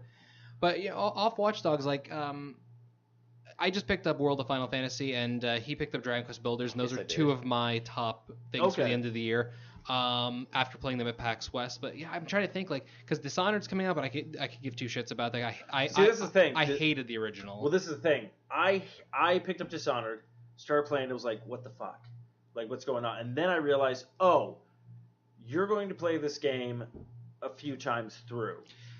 And when you first play it, you just have to play it how you're going to play it, because when you go to do the replay, you're going to have all these different options to be able to go through the game. And as soon as I started playing it like that, I fucking love it. And that's what everyone says to me. The problem was, even before I had a child, I didn't have that investment in any game. Like, you had to really get me into a game. So like going with the mindset of I'm probably only going to play this once. I have to do perfect stealth, and that was just too difficult for me at the start of the game. It just broke me on it, and then it just started feeling sluggish, and I just ended up never finishing it. But Dishonored 2 looks great, and I've been actually having a huge pull towards it, but I'm not going to spend the money on it. What about you, Justin? Is there anything coming out still, It sounded like everything I was waiting for is like already got pushed back to 2017. That's things like South Park got pushed back, right? Oh, did it? Yes. Fuck! South Park, Horizon got pushed back too. I love Stick of Truth. Yeah, Stick of Truth is an amazing game, and Fractured Butthole. I mean, I can't wait. Like, I was like, perfect. Because I think the newest game I have is Gears of War 4, which I still I'm actually, the funny part is I've been waiting because I actually like co-oping with you. I think that's the best way to. I mean, don't get me wrong, you can play the game single player and it's great. Who, me? Oh yeah, no, Oh. but like playing it like with another person and stuff like that, and just like running through is just. But I love the Gears of War series, absolutely. That was a great franchise and stuff like that, so I'm excited for that. Titanfall 2, I did like the first one, even though I know the first one's multiplayer based, but I am kind of waiting on because I want to. Titanfall. Well, that was the other thing. They released their game within like the worst time frame Well, it's ever. like it's EA that's doing it too. They just put out Battlefield. I know that was such a horrible move by EA. But and I like how they before. came out and they said, "Well, they're two different games for two different players." And it's like, no. But EA, but this is the thing. EA has done that before. And guess what? They had Kingdoms of Alamar came out. Great game if you haven't played it. I absolutely loved it. I hated that game. oh, you did? Thought it was a fun game. I But the loved problem is, no advertisement. But they released that game a week before they released Mass Effect 3, and it was like, why would you do that? I played Kingdoms of Special Amalur's Mass Effect demo armor. to unlock the a shocker weapon in Mass Effect 3 that I never played. It was a 1 hour time demo that you had to finish. I got half an hour into it, hated it so much that I just walked out of the room and just let it run out the time. Oh man. And again, everyone's told me it was a really good game, but I just despised it so much in that demo. Well, the only reason I could think about they did that, and I think Brian Tano popped this up in IGN, like saying like they're probably doing Battlefield and Titanfall together because them combined can put a dent in Call of Duty. Them alone can. I don't know. I did not buy the last Call of Duty game or the last two Call of Duty games. The only reason why I played, I think, was it like Advanced Warfare?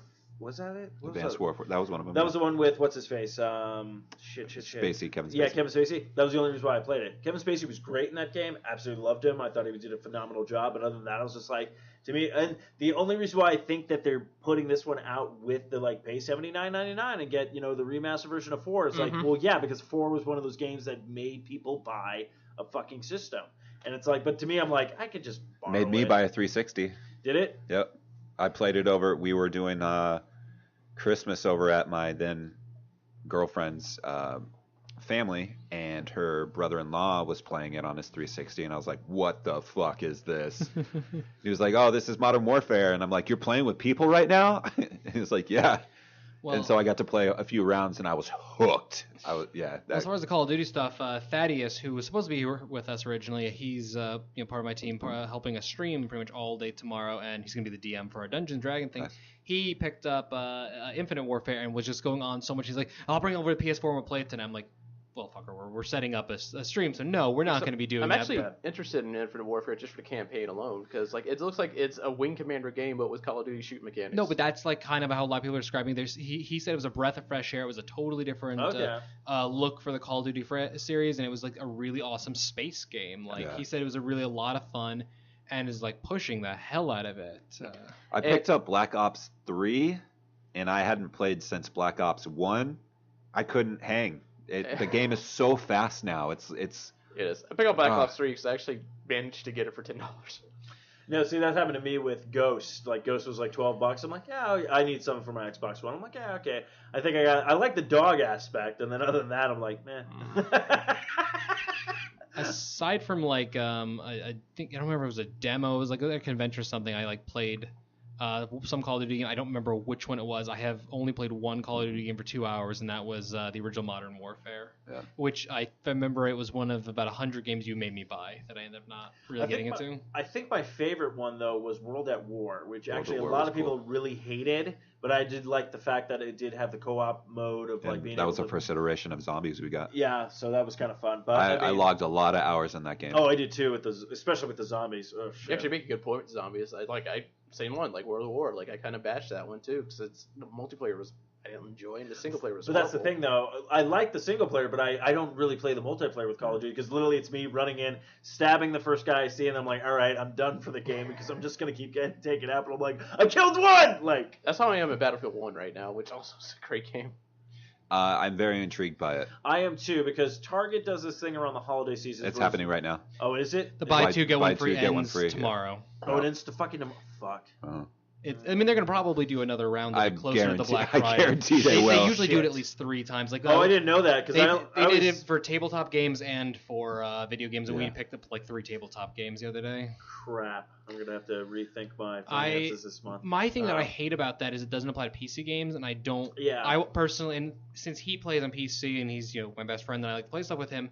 Like I'm like I want to play Battlefield 1, but Justin has it on PC. I want to play this, but it's like I keep running into that stupid issue because I don't like Target has such a limited amount of PC stuff, and there's somewhat limited of boxed PC stuff anyways. Sorry, I just got a text from my co-host for Longbox Cast, and he just saw Doctor Strange, said it was really good and stuff. But That's what I keep But he hearing. tells me, he goes, if you need it, he goes, if you see it, you need to watch it high and in 3D. You'll lose your fucking loving mind. Well, Brian, who is He knows me so well. Yeah, well, Brian, who's technically, I think, still our director of marketing. I forget what the hell his title is because whatever. But he literally swung by to drop off his Xbox once we had a second one for Halo tomorrow, and he's like, "All right, me and my friends are gonna go get high as fuck and go see Doctor Strange. So I'll let you know how it was." Right. And it's Sorry, I was like, I gotta read this text because it's funny. Thank you, Kyle, for that. He knows me so well. Okay, shit. So yeah, no, because I've been thinking about it, and I didn't even know what was going on because I did that last year where I got Tomb Raider, I think Fallout 4, and the Assassin's Creed game. All games that I still need to beat. Yeah. But I did that the year beforehand and got I got a couple of good ones. So I was like, okay, I like this deal, and it makes me be able to get 3 games, at once. So I was thinking about games to get, and I'm like, well, I already have Gears of War 4. Titanfall 2 I mentioned, everyone kind of cringed, so maybe I'll pull that off. I'm thinking maybe Dishonored 2 because I really enjoyed the first one. I say all Titanfall. I actually want it. It's just I just bought Battlefield 1 and I don't feel any. See, in Battlefield, I've never played a game like I have Battlefield Bad Company 2, I think, that was free for the Xbox. I haven't touched it yet, though. I was just kind of like, oh, I'll download this, and everything like that. Everyone's been raving about Battlefield 1, but I'm afraid. I'm like, okay, am I going to buy it because of the hype and then jump in and be like, well, you're going to get your ass kicked. You're going to get your ass kicked. You're going to get fucking handed to you. Oh, I already know that. But is it all multiplayer? Or no, No. This is the first Battlefield that has a decent well, actually, I guess Bad Company. well, it's the first of these specific battlefields, not like Battlefield Bad Company, not like the ones that are kind of extended things. I hear nothing but amazing things about the campaign's awesome. Yeah. Okay. It's like what is it like? They're calling it vignettes or something like that, or what? I forget. It's something like that. Like it's different war stories. Like one of them is essentially Fury the film. Like you're following this group that are tank engineers. Like they are in this tank going through, and you're just following them as they go through this part, and you follow that till the end of the story. But there's like different ones. There's a tank. There's a pilot. I haven't got to the other ones, so I don't know what they are. But I think there's like 5 different regular stories plus the prologue, and the prologue's interesting. Like Okay. you are meant to die, not prologue. Like there's no other way around it, and they do that on purpose to show you like just how brutal the war is. Yeah. Well, they've done that with a couple of Call of Duties, I think, where you've played as a character and then boom, next thing you know, you're dead, and then you pick up a new character. So I'm kind of used to. I mean, it wasn't. I mean, that's the sad part with those kind of games. It kind of is like, all right, my character died, I'm gonna play again. Well, I gotta say with this one though, like I was fighting. Like I was running out of ammo. Like that's to the point that I got. And when I ran out of ammo, I was searching for guns, and while that was happening, like just the whole squad was rolling in, and I just got killed, man. Like I stabbed and everything. I was like, oh man, just couldn't stop it. Oh, and then it's okay. So and then it switches to a The different bayonets. soldier. Oh, okay, that's kind of okay. I wasn't sure if it was like one of those things where it's like I think it was like Halo Reach at the end where you're just like kill as many things as possible, but you're gonna die. You are going to die. It does that, but it switches over, puts you in another possible situation. So you just realize like you can't win in this war. Ah, Nice. I like that. Okay, interesting. Damn. Well. So I know you my guys have to weekend's dip fun. out soon, Yes. but Oh wait, games I'm excited for. Yeah. Oh, yeah, sorry. go for it. We can stay a little bit longer. So I you can was get about to to that. say, welcome to the show. This is what we do. We were only dipping out, wanted to set up stuff, but my wife was going to make us a nice dinner and things like that. Nice. She wanted to yeah, celebrate and things like that. Yeah, she's still out drinking.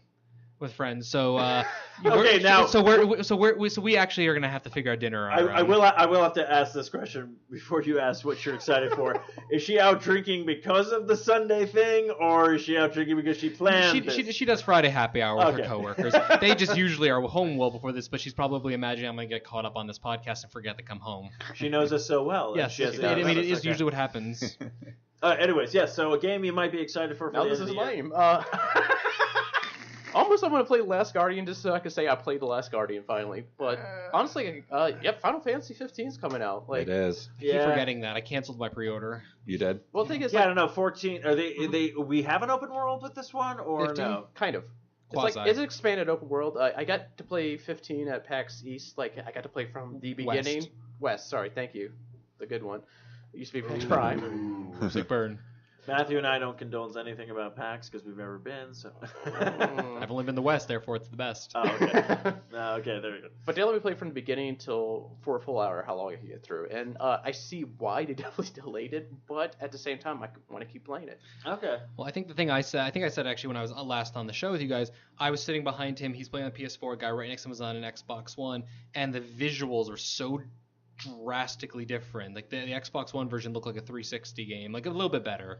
It looked like and it was poorly optimized for both systems. Things were loading in weirdly. Yeah. There are a lot of aspects, but as far as the open world thing, the game starts open and then it's supposed to narrow Linear. down. It's Okay. the opposite of 13. Yeah, I think that was the Yeah. that was the problem I had with 13 because I didn't even finish 13. I ended up getting it for 360. I watched an ex play it, and she literally got to the part where it was like almost the end, and then she's like, "Oh, now I could." It's like the tutorial's over, and now you can play the game. And I was all like, "Oh, fuck that!" Like I was Your 20-hour pissed. tutorial or 30 hour? Yeah.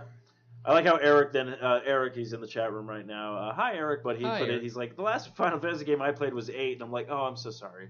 That's my favorite. Why? 8 was shit! It was I'm my first sorry. one. It was my first Final Fantasy game, my second RPG ever, and I love the shit out of that. I love every aspect. I love the combat.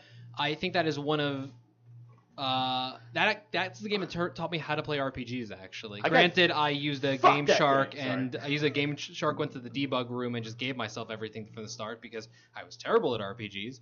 But I loved that story. That game is the reason why I got into Kingdom Hearts because a lot of the Final Fantasy VIII characters are in Kingdom We're in Hearts. Kingdom Hearts, yeah. I I got remember deep that. into the card game in Final Fantasy VIII. Same thing That's- for okay, Twin well, Witcher. Yeah, Eric, that's his thing. Eric says the card game was game. boss. Yeah. The Yeah. Eric's a big it'll card go game down guy. in history in the top 3 best mini games ever in video gaming. I think Final Fantasy has been trying to reclaim a card game or something for their mini games ever since then. They've been trying to match that, and they've just never come close. It's too bad Witcher 3 beat him with Gwent. No, Gwen. I mean, look. And we're getting the standalone Well, here. Gwen. It was so good we're getting a standalone. I mean, that's Yeah. I don't Triple want to play Triad, that standalone. was what it though. was. I just played it in Witcher 3. But yeah, no, I'm sorry. I could get you a beta I have a code. hateful passion for Final Fantasy VIII. Just because it's Mm. like, no, that's what I was like, because I always hear people like, oh, it's so great. I'm like, why? Oh, see, I've never actually heard a positive thing about it from anyone other than myself. Oh, and no, I and had- the kid in high school who told me to go to play it. No, I'm like, look, if people got enjoyment out of that, I'm sorry, it just got to a certain point where the woman was like, the evil woman was like, I'm not really a bad witch, I'm being controlled by another witch in another dimension. I'm like, fuck you. I'm like, literally, all you did was focus on graphics. You had a magic hat where you just pulled out ideas from fans and go, we'll just put these together. Hey, I had an action figure of Zell that turned out to be a statuette that I for some reason threw in the garbage, and I'm still upset about to this day. Zell, was that the guy who had the The face blonde tattoo? with the face Oh, that tattoo. guy was a piece of shit too. He was. I'm done. I'm at now. Sorry. I actually remember almost nothing about the game at this point. No, so. you're good. I just like that's the problem. I have this like just hatred for it. So every time it's like that'll be my downfall where like in life it'll be like that Star Trek, the Wrath of Khan will be the Wrath of Final Fantasy VIII, and at the end I'll be like, hey! Look, if people got enjoyment out of that, that's great. But like, I just know for me, I think it just burned me and rubbed me the wrong way. That's why I was very hesitant to get Final Fantasy IX when it came out. A couple of years later, I was like, you fooled me once.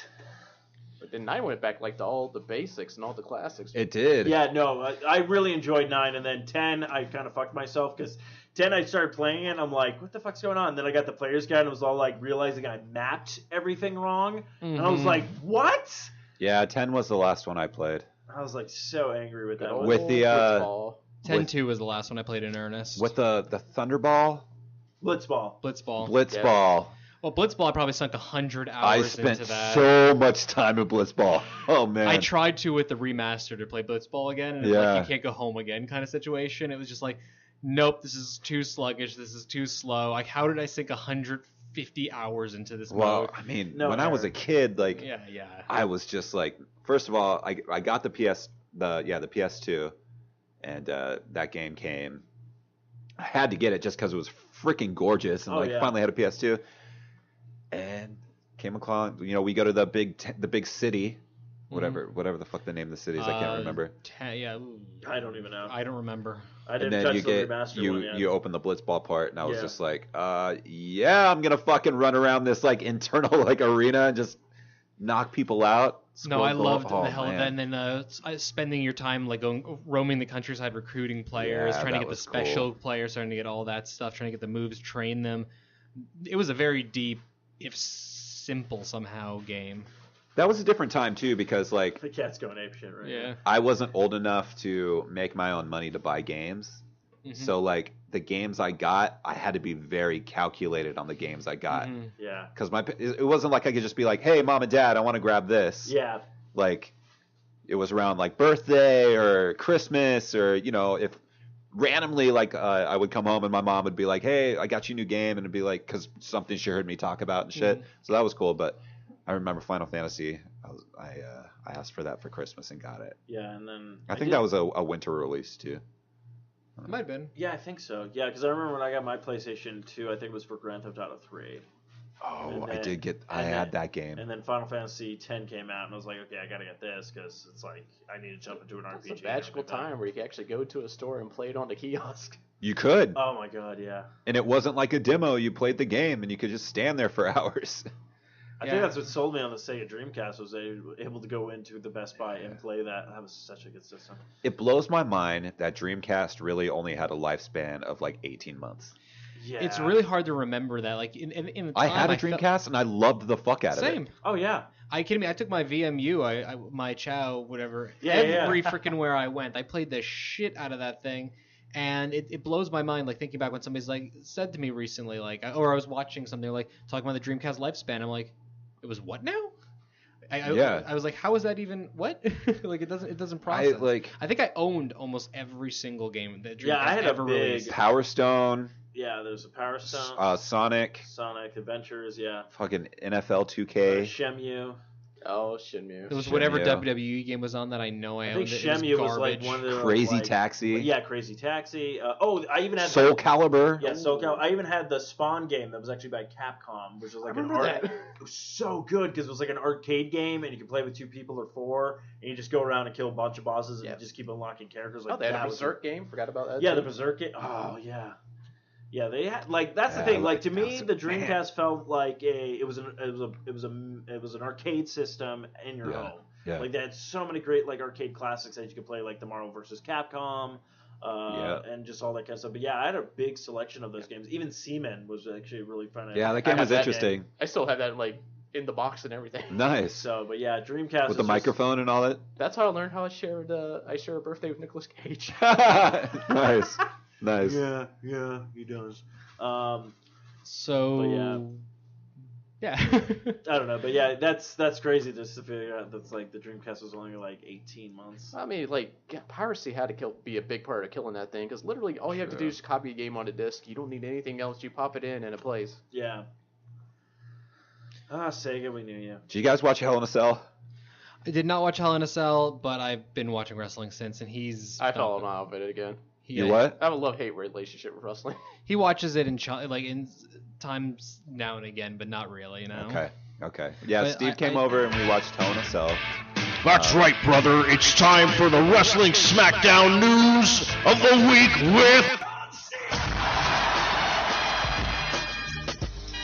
You just had that one prepared every episode, don't you? Yeah, I had to make a sound drop. I got excited about it. But yes. Yeah, I invited Steve over to come and watch Hell in a Cell, and he did. He came over and he watched it.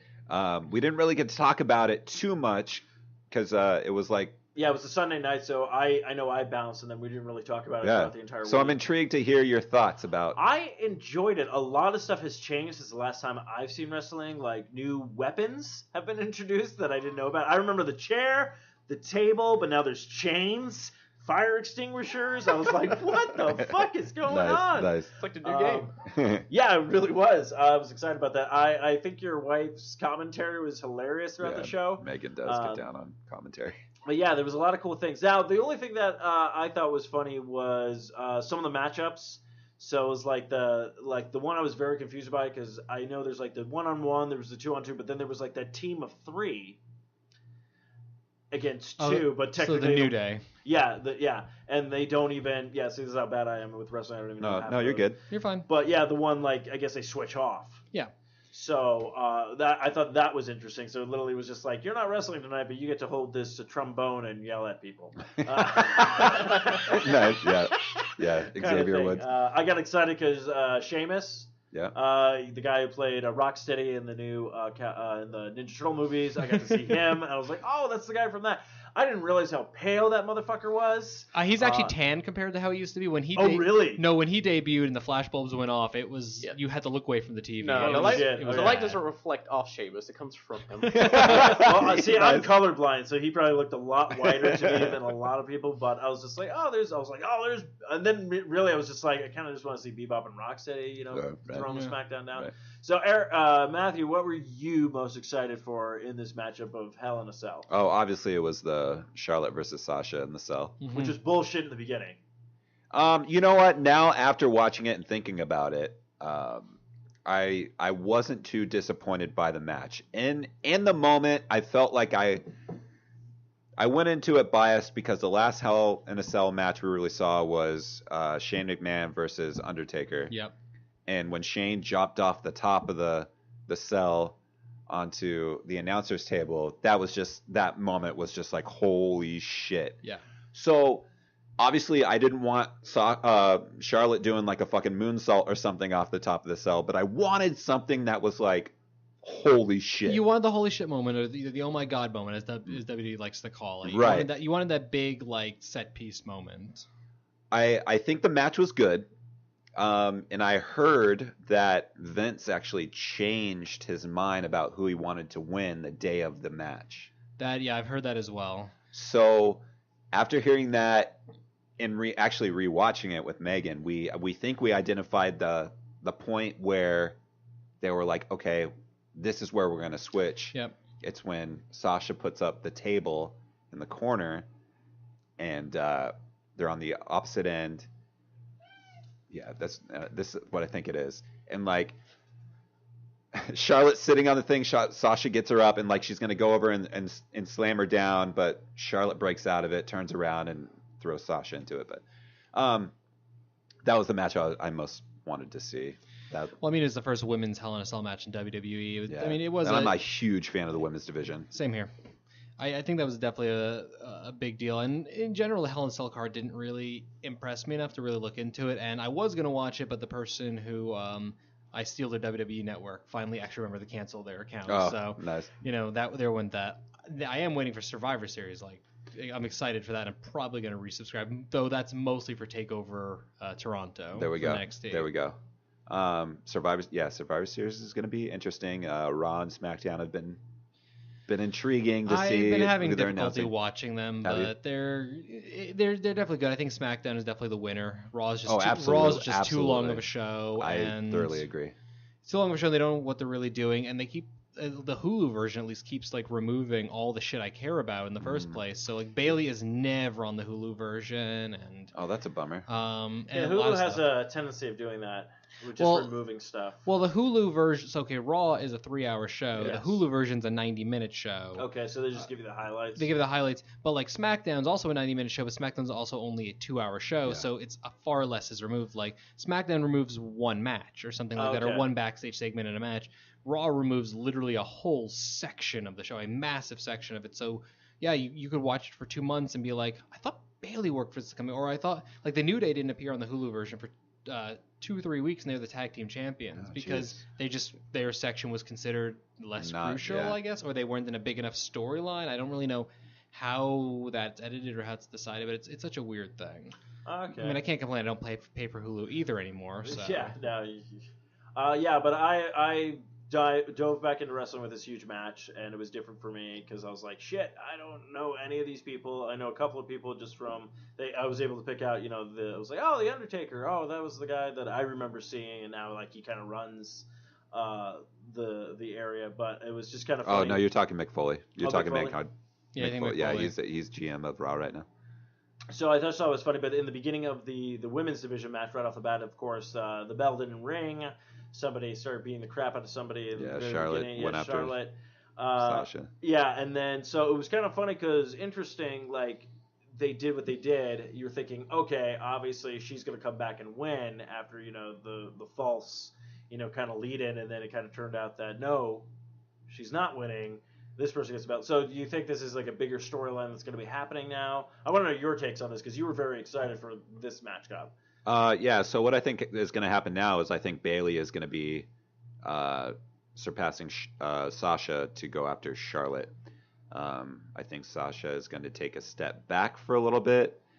I think Nia Jax is going to come into play here coming up She soon. needs to at some point because she's not being used at all. Like again, she's she's not been on the Hulu version since the draft. So Nia Jax dropped off for probably 2 or 3 weeks. They just brought her back because this week on Raw, Charlotte was talking about the match, saying, props to Sasha, good competitor.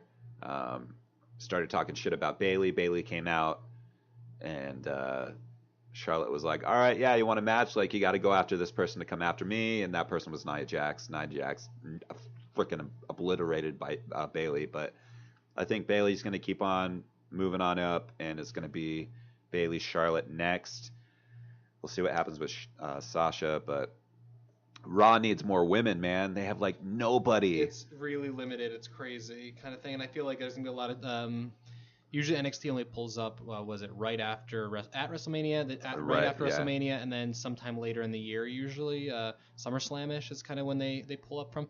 I feel like we're gonna be getting New Year's Day kind of thing. They're gonna have to pull some women up and maybe some other people as well. So there's a lot of intermingling as well. I want trades to happen. Like I love Sami Zayn. He's one of my dudes, but he's underutilized right now. I want him to go over to SmackDown because I feel like he can really dominate and do some good stuff over there.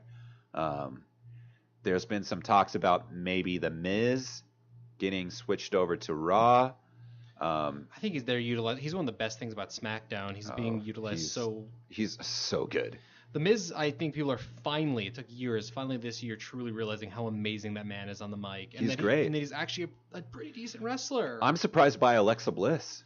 She is great on the mic. She's amazing on the mic. I knew she was really good in NXT, but like since she got to SmackDown, she's been kicking ass. when she went heel, yeah, that's like she's really embraced that heel role. She's got good energy. The thing is, she was always very energetic, but she was goody energetic in NXT. Towards like the last year of her time at NXT, they really brought her over to the heel side of things, and SmackDown with feuding with like Becky and stuff like that really brought that out with her and showed that this like diminutive little like tiny little girl essentially. She's tiny. I mean, she is tiny. Can talk amazingly on the mic, and then also can back it up pretty damn well in the ring. She needs a little bit still more work, but she's up there. I like her outfit choices too. Like she's dressed up as Harley Quinn. She dressed up as a variation of Freddy Krueger recently. Well, the Freddy Krueger thing is that's from NXT. Like is it? They did what is it? I want to say NXT did an October takeover special, and a lot of people on the roster kind of did some dressing up thing, and she was with Murphy, Blake and Murphy was who she was essentially managing, and they did like a Freddy Krueger kind of thing, and it was weird as shit, honestly. Really? But she's kind of continued moving that forward. I've been digging it, but no, I was happy Steve came over and watched it because I talk about this shit I have for like the last however many months, and it's been one-sided, so I was happy you came over and at least indulged. And Megan made you food, and which was really really good. Yeah, we had a good time. So yeah, it was fun. Cool. It was cool. It was just funny though because you would say stuff and then Megan would be like, "Yeah, you didn't see that coming." Like, I just think your wife's commentary was just great. My whole thing is like, I mean, I watch it and I enjoy it, and like I just it's part of me. I just like Yeah. it. You just enjoy it because you enjoy it. Yeah. Well, she watches it, enjoys it, but she's like, "Oh, this is gonna happen," Yeah. and then it happens, and part of it's like, quit fucking sending them emails and like telling him what to do for the matches. So like we like to kid and joke that way, but I don't know, she watches it and she's like, yeah, this is gonna happen. This is gonna happen. It was pretty funny because like I'm like Matt, like I don't know if like you were just like surprised about it or whatnot, but I'm all like I'm only like 2 beers in and I kind of knew like this was like going that way. Like I'm like, what are you on? Like, can I have some of that? I want to be in your world. He's in the moment of things. Yeah, But I did enjoy it though. I think everyone does a really good job, and whether or not people will be like, I mean, like as much as people be like, oh, wrestling is fake and stuff like that. I don't know if it is or not because I'm like, you have to fucking know how to pull off It's predetermined. Yeah, it's predetermined, but you have to know how to land some of these moves because I saw guys doing shit that I was like, oh, you fucking timed that. Well, yeah, you have to know how to land something so that you don't get hurt. Hence, how like Finn Balor got hurt, you know, a few months back, because when something goes wrong, I mean, you know, even people who know what they're doing, there's some wrestlers who fight stiff, and there's a lot of different things, a lot of factors involved. So yes, it's fake in the sense that it's a predetermined thing, but there's still a massive amount of athleticism that goes into this. Yeah, they're hardcore athletes. Oh no, that's what's called sports entertainment. They did some shit that I was like, yeah, there's no like, okay, you're choreographing on this because I'm trying to remember what it was like literally someone threw someone in the ropes, they dodged, they came back, and then literally it was like both of them came out at each other and like nailed each other at the same time. I'm guessing a cruiserweight match because cruiserweight matches are usually the most choreographed. Yeah, kind of cruiserweight matches are cool because there's very like aerodynamic, like acrobatics and things like that. A lot of stuff involved. But yeah, no, I was very entertained, and for somebody who hasn't like seen wrestling since probably back in like I want to say like 1998 is when I dropped off. Well, Survivor Series the next one, so maybe I'll have a little group outing in my house. I think that would be fun. That'd be cool. We could do some barbecue or something. Yeah, I'll bring something like to like. Because I was about to say we do yearly parties for both Royal Rumble and WrestleMania. I was going to invite you guys over for that anyway. Oh, solid, perfect. Yeah. But Survivor Series, you do something, let me know. Yeah, absolutely, I will. Yeah. So, but before I let Josh and Justin head off to big up their big plan for tomorrow for their 25-hour streaming and everything like that. Where can they find you guys? Okay, again, find us constantcalibrating.com, main place. Facebook.com/constantcalibrating, Twitter @ConcalPod, YouTube.com/ConcalPod, Twitch.tv/constantcalibrating, and for information on our Extra Life stuff, our whole schedule, I keep updating it as we go. Just a little image there. Oh shit, it's actually not updated. I got to go do that when we get home. I've changed. We changed the whole schedule last night. Good. Yeah. Constantcalibrating.com/extra-life. Okay.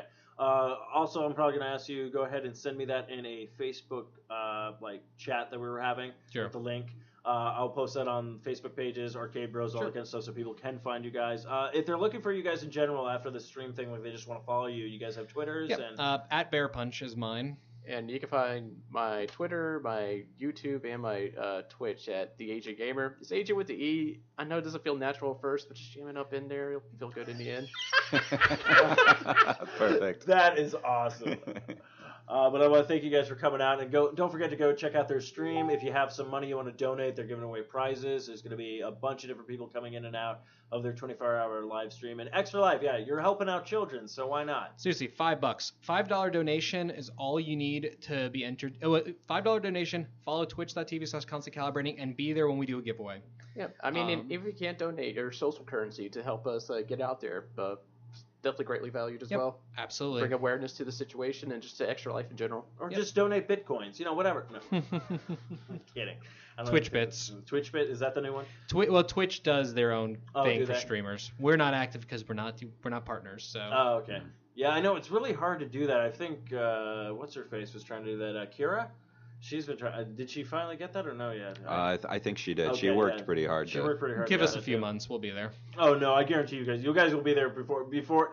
It'll be like about 2000, probably like I would say probably 28, where it'll be like, hey, I'm finally twitching. Now we'll just 2028. Yeah, 2028 is where I'm probably going to be an official. No, that's going to be florgansploof.com. Yeah, I was going to say, dude, Twitch is probably going to be long gone by then, but FlorgalTube. No, but I love Florbo too. we'll teach. No. S. Mooney Jr. on Struggle too. I really wish I could rename the episode now to that. No, Steve, we'll teach you how to stream, and we'll just have Arcade Bros be a segment on Constant Calibrating. We'll Hey, collaborative I thing. am fine with that because I need to learn. I'm like a Padawan trying to learn the Force. But yeah, thank you guys for coming out. We're gonna take a short break, and then Matthew and I will be back. But we want to let these guys go hide because they got a big day tomorrow, and I know it takes a lot. So remember to drink a lot of Gatorade, get some energy drinks. Make sure you be hydrated. Our fridge is filled with plenty of options, and my wife is, for whatever reason, being awesome and making us food for the whole day. Perfect. Very nice of her. Perfect. So, but yeah, so I want to thank you guys. Shout out for to your coming wife on that. Yes. Remember that. I'm literally working on plans for the gifts I can get her once this is done. Yes, buddy. No, I'm working Yes, out buddy. ideas. And think about it. You only need that for one day out of the year, and then you can just spoil her for the rest of the year. Yeah. So, but yeah. So thank you guys for coming on. You're always welcome back. Hopefully, when you're heading back to your homeland, you have a good, safe trip and everything like that. Yeah. So, but yeah, we'll take a short break. This break is brought to you by Amazon.com. Of course, go to the Sasquatch.net, click on that Amazon banner, and shop like you normally do. So, Matthew, you're going to hit us with some cool tracks, and we can let these gentlemen get on their way. Okay. Bye. And thank you so much. It was fun. Woo.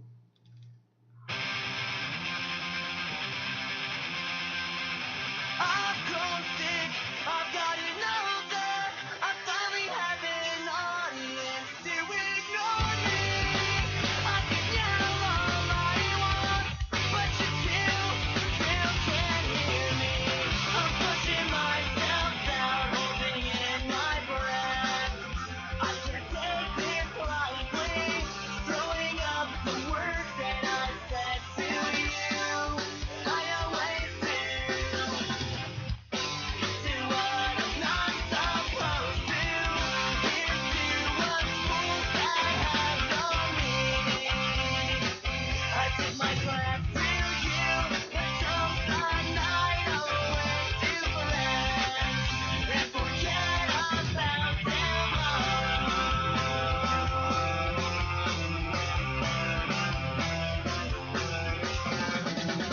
I might say things you don't wanna hear, but sometimes you might care, and I won't be there. No, I won't be there. Here's to us fools that have no meaning. I tip my glass to you, and toast the night away to friends, and forget about tomorrow. Forget about tomorrow.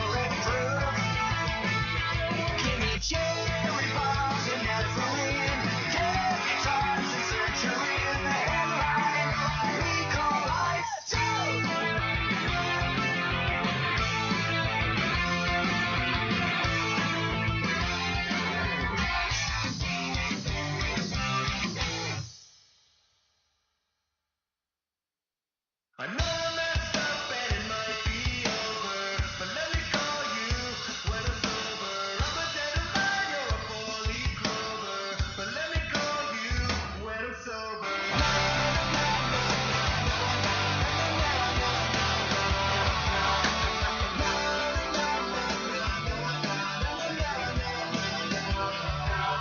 I woke up in the pouring rain, west side on board 7 a.m. Sleeping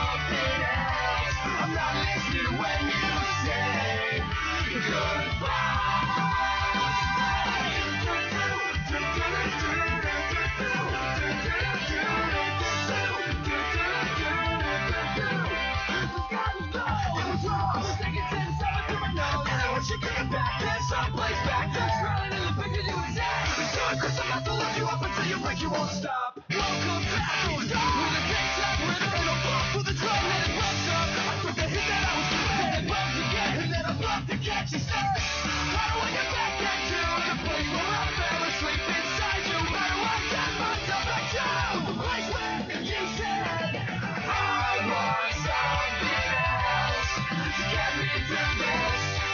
Instead of some kind of life, baby, I want something else. I'm not listening when you say goodbye. I believe in the sand beneath my toes. The beach gives a feeling, an earthy feeling. I believe in the faith that grows. And the warm light thoughts that make me cry. When I'm with you, I feel like I could die. I will be alright.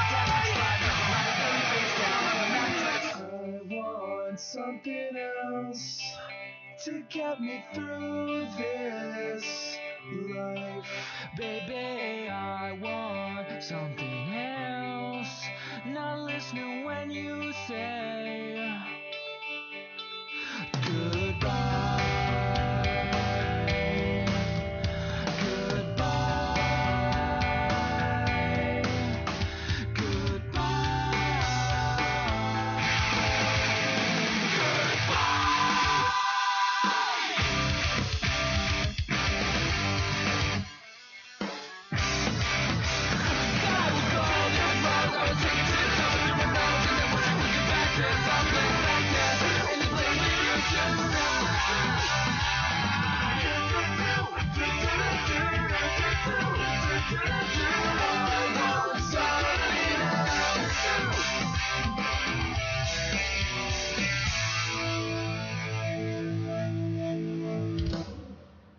And we are back. Thank you guys for hanging out with us during the break. Of course, Thank you.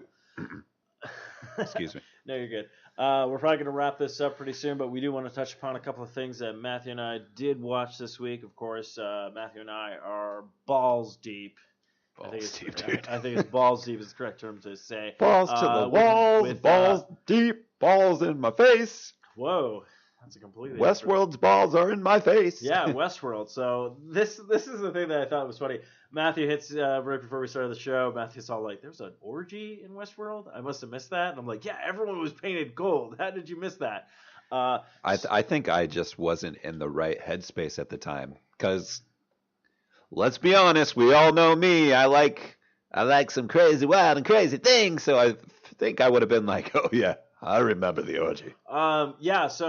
Westworld is, I think it's going great. I did see a couple of news articles where people are like, "Oh, Westworld's like a really mediocre video game or something like that." But I don't know. I really enjoy it. I don't know. It's so weird. Like, I'm starting to believe anything that I like, everybody hates or something like that. Oh, dude, that's just life. Let's be real. But Westworld. I just haven't seen a lot of hate about it though. So, really big turning point in the show is the fact that a character was killed. Yes. And then the character was alive. What? Again, and then there's this thing that I'm thinking about, different timelines that are going on right now. So when are all this stuff is actually happening? And I don't know if they're going to touch upon that or if it's all happening at the same time. Which is crazy because that just adds another layer onto the many fucking layers that we have on this show. So if there is different times that are intertwining and all this, like, fuck, here we go again. Like, yeah, so like I said, it's definitely you're getting your Deadwood mixed with Lost with this show. That's the best way I could describe it. And I didn't really see much of Deadwood, but I just assuming just because of the Cowboys. Because the Western. Yeah, I heard good things about Deadwood. Never watched it, but I heard show, Ian McShane in that show though. Deadwood is fucking top amazing. notch. Yeah. My parents have it. Of course, due to the fact that everyone keeps calling everybody cocksucker in that show, I'm like, I'm on board. Sold. But yeah, Westworld is definitely okay. So the biggest thing. So I always keep forgetting his name. Anthony Hopkins finally runs into the crazy guy's character, basically. The guy who's trying to finish the game.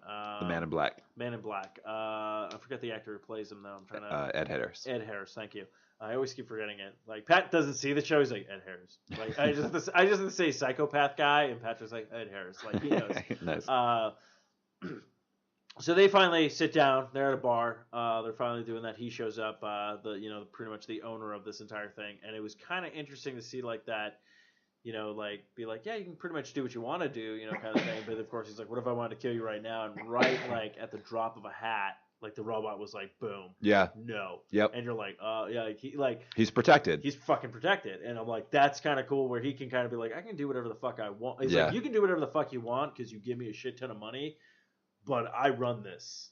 Like, I'm the fucking Walt Disney of this entire area. So I thought that was kind of interesting. Okay, so the beginning, I'm going to go back to the beginning credits when it opens up and it has that girl on the horse.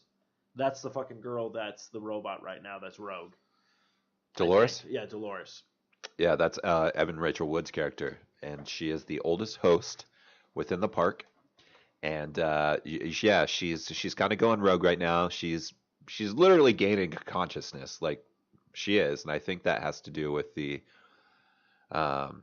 what's his name? Aaron. Is it Aaron or is it Aaron? I thought it was Aaron. Albert? Andrew? Oh, maybe it's Andrew. We did this last time, dude. We did the I'm- same you know what? exact fucking I'm thing. going with Aaron. So I think he is giving her consciousness. Now, do you think like they said, like him, you know, dying, but he probably uploaded his, you know, brainwaves and everything that into the park, so he's able to kind of dip into different, you know, pretty much androids in this. Because she whole hears thing. voices and it's like, remember, like keeps on telling her to remember things. And yeah, in this episode, she kept seeing herself, Yeah. like doing shit, and you're like, okay, is he trying to like, pretty much? So, of course, all this stuff is pretty much happening around this new storyline that Anthony Hopkins' character kind of created, and it has to deal with pretty much this kind of church that you do keep seeing in flashbacks.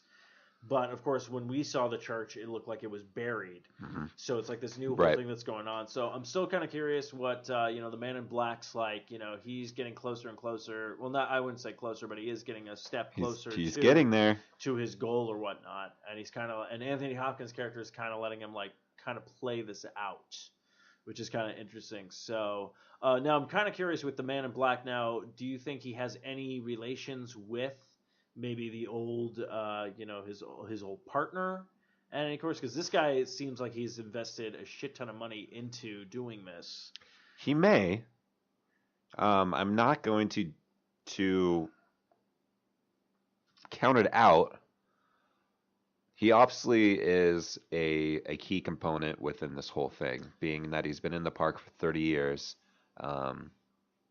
It may come that we learn that he's actually a third partner. I don't know. Because there's something that he said, because like he was sitting down, and I call him the vacationers. I think we touched upon this a little bit last week, but a guy came up to him going like, hey, like he recognized. Yeah. And he's Yeah. like, oh, hey, I want to tell you about, like, I want to thank you for this foundation that you've done, and it really helped my sister. And then literally he just cuts him off, kind of like, fuck off, I'm on vacation, kind of thing, like, go the fuck away. Right. So you're kind of like, okay, so he does good work outside of the park, obviously, but there's like, he's like obsessed with this, you know, Westworld kind of thing. The other thing that was interesting with the robot that went rogue, that kind of smashed its head in the old prospector, the woodcutter. Oh, Arnold, okay. Well, I was close with an A. We were. Fuck, man. Arnold. We I'm got to never gonna remember that. I really need to start just taking notes when I watch this fucking show. The problem is I see it on Sunday, which is so weird because the show has so much stuff going on. I think I'm just losing my memory at this point. But like Game of Thrones, we can remember shit. I'm like, oh, this is. But I'm wondering, is it because like I remember the first season of Game of Thrones? I didn't know a lot of the characters' names. I just kept going by like. Well, I think with Game of Thrones too, we've also been watching it for what, six seasons. Yeah. This we've only seen 5 episodes, and there's a lot that happens with this. I mean. I will say this: they do have a great job of like when the show ends, you're like, "Fuck, I want more," kind of thing. So they very do have. That's why I always say like I kind of compare it with Lost because Lost had a tendency of doing that shit. But yeah, so the woodcutter who kind of went kind of psycho, fell into a hole. They found out there was like this tracking device in his arm, and that he's sitting. So the two characters who are now in the thing, the one guy, his partner.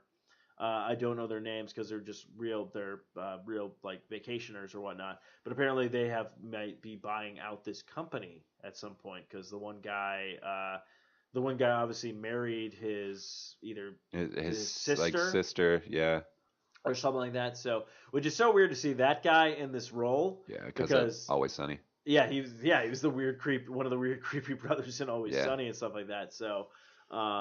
It's very. They might be buying the company. Oh, I didn't know that. Yeah, he said something about like they're trying to figure out information. Well, the guy said something like we're kind of like they're like they're shareholders. See, you know what? I heard somewhere that the Man in Black is actually the guy from Always Sunny, just in kind of where you said different timelines, because Man in Black's dressed in all black, and now he's in the game and he wears a white hat rather than a black hat.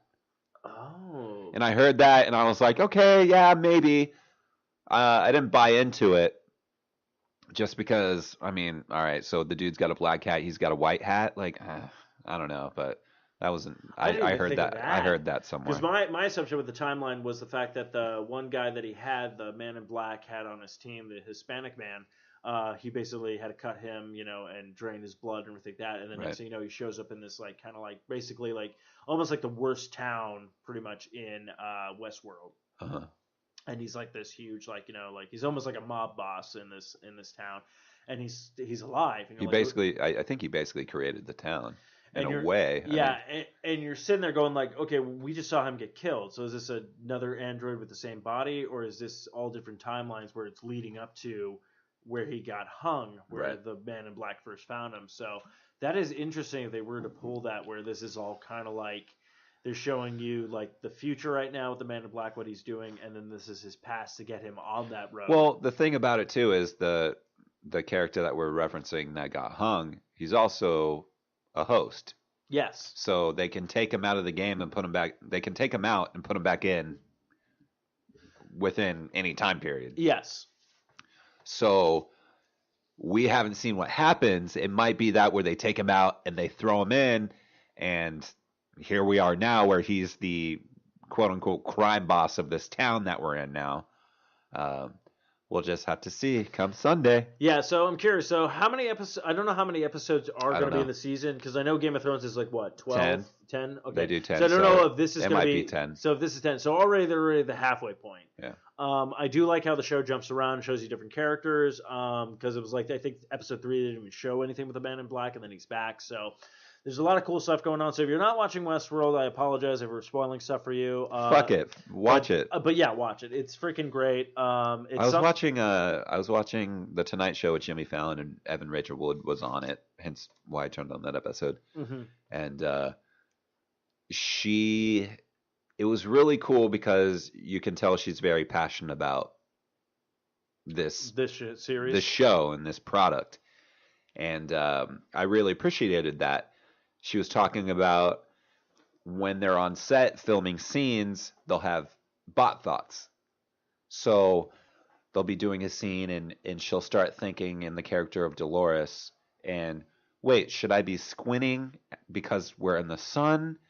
Or should I be doing a certain thing because I'm playing an android, I'm not playing a human? Uh-huh. So they'll like stop and she'll raise her hand and she's like, I've got a bot thought. So should I be doing this? And like she'll interact with the director about that. That's really cool. I thought that was awesome. And they're really getting in and immersing themselves in these characters. I also discovered that she plays in a band. What? Yeah, she plays in an electric like pop band. And Shit. I gotta pull. They're called Rebel and a Basket Case. Okay.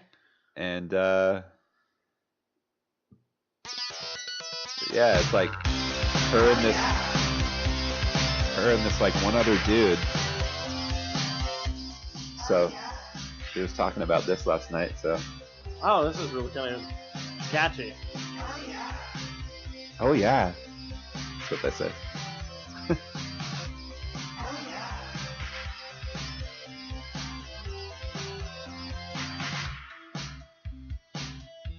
Why can't I just be me? Mellow, young, and wild and free. Everything's been done before. Why can't you open up the door?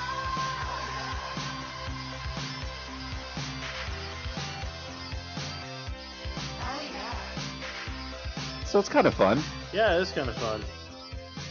But We could probably close out the show with that. sure. Oh yeah. Oh yeah. But yeah, if you haven't checked out Westworld, guaranteed check it out. I think it's really good. I think my parents will really enjoy it. Of course, they won't check out anything until it comes to the library. I'm actually kind of curious because I won't see them. I won't see them actually until Monday. My sister's birthday's on Monday, so I'm going over there for some pizza and whatnot. But I'm curious because they just got Civil War. Okay. So I'm curious what their takes are on that. And then I know this isn't really anything, but how do you feel? Okay, so Deadpool. You saw the movie. The guy who wrote pretty much all the music for it and stuff like that, he is no longer attached to the sequel, just like the director left. Oh, okay. How do you? interesting. Yeah. So Tim Miller, apparently him and Ryan Reynolds had creative differences. Now the story finally came out because a lot of people are like, "Whoa, what's going on with this? Is it everyone thought it was the director, but it looks like the director kind of wanted to do like one of the big budget kind of superhero movies." Okay. And Ryan Reynolds still wants to kind of keep it like a low budget kind of film and stuff like that because he felt like that's where the humor came from. Respect. The idea I kind of had was like, why don't you do both?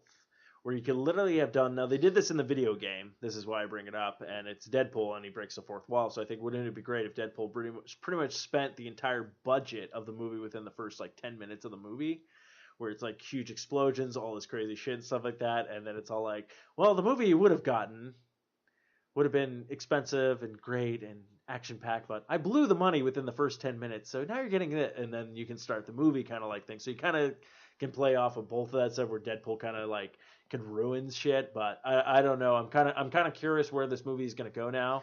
Yeah, that's kind of a bummer. Like, the first one was so good, and having Tim Miller on there, and now you're not. I can appreciate that Ryan Reynolds is very passionate about it. I like that he's very passionate about it. But at the same time, I don't want the sequel to be hindered because the first one was so good. I know that movies and movie sequels tend to be not as good as the first ones. But I don't know, man. That's a bummer. Yeah, I mean, we probably won't be seeing Deadpool 2. I would say the earliest is probably maybe sometime in 2018.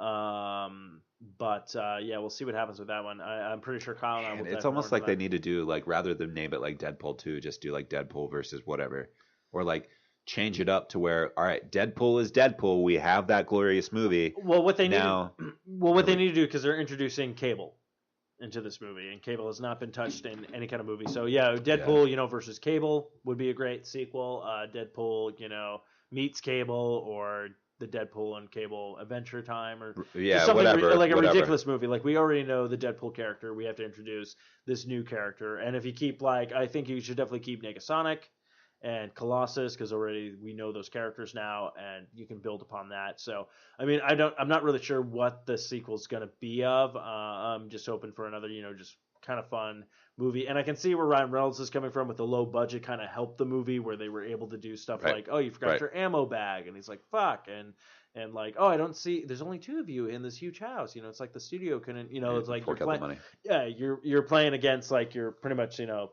your demeanor, which were kind of Fox.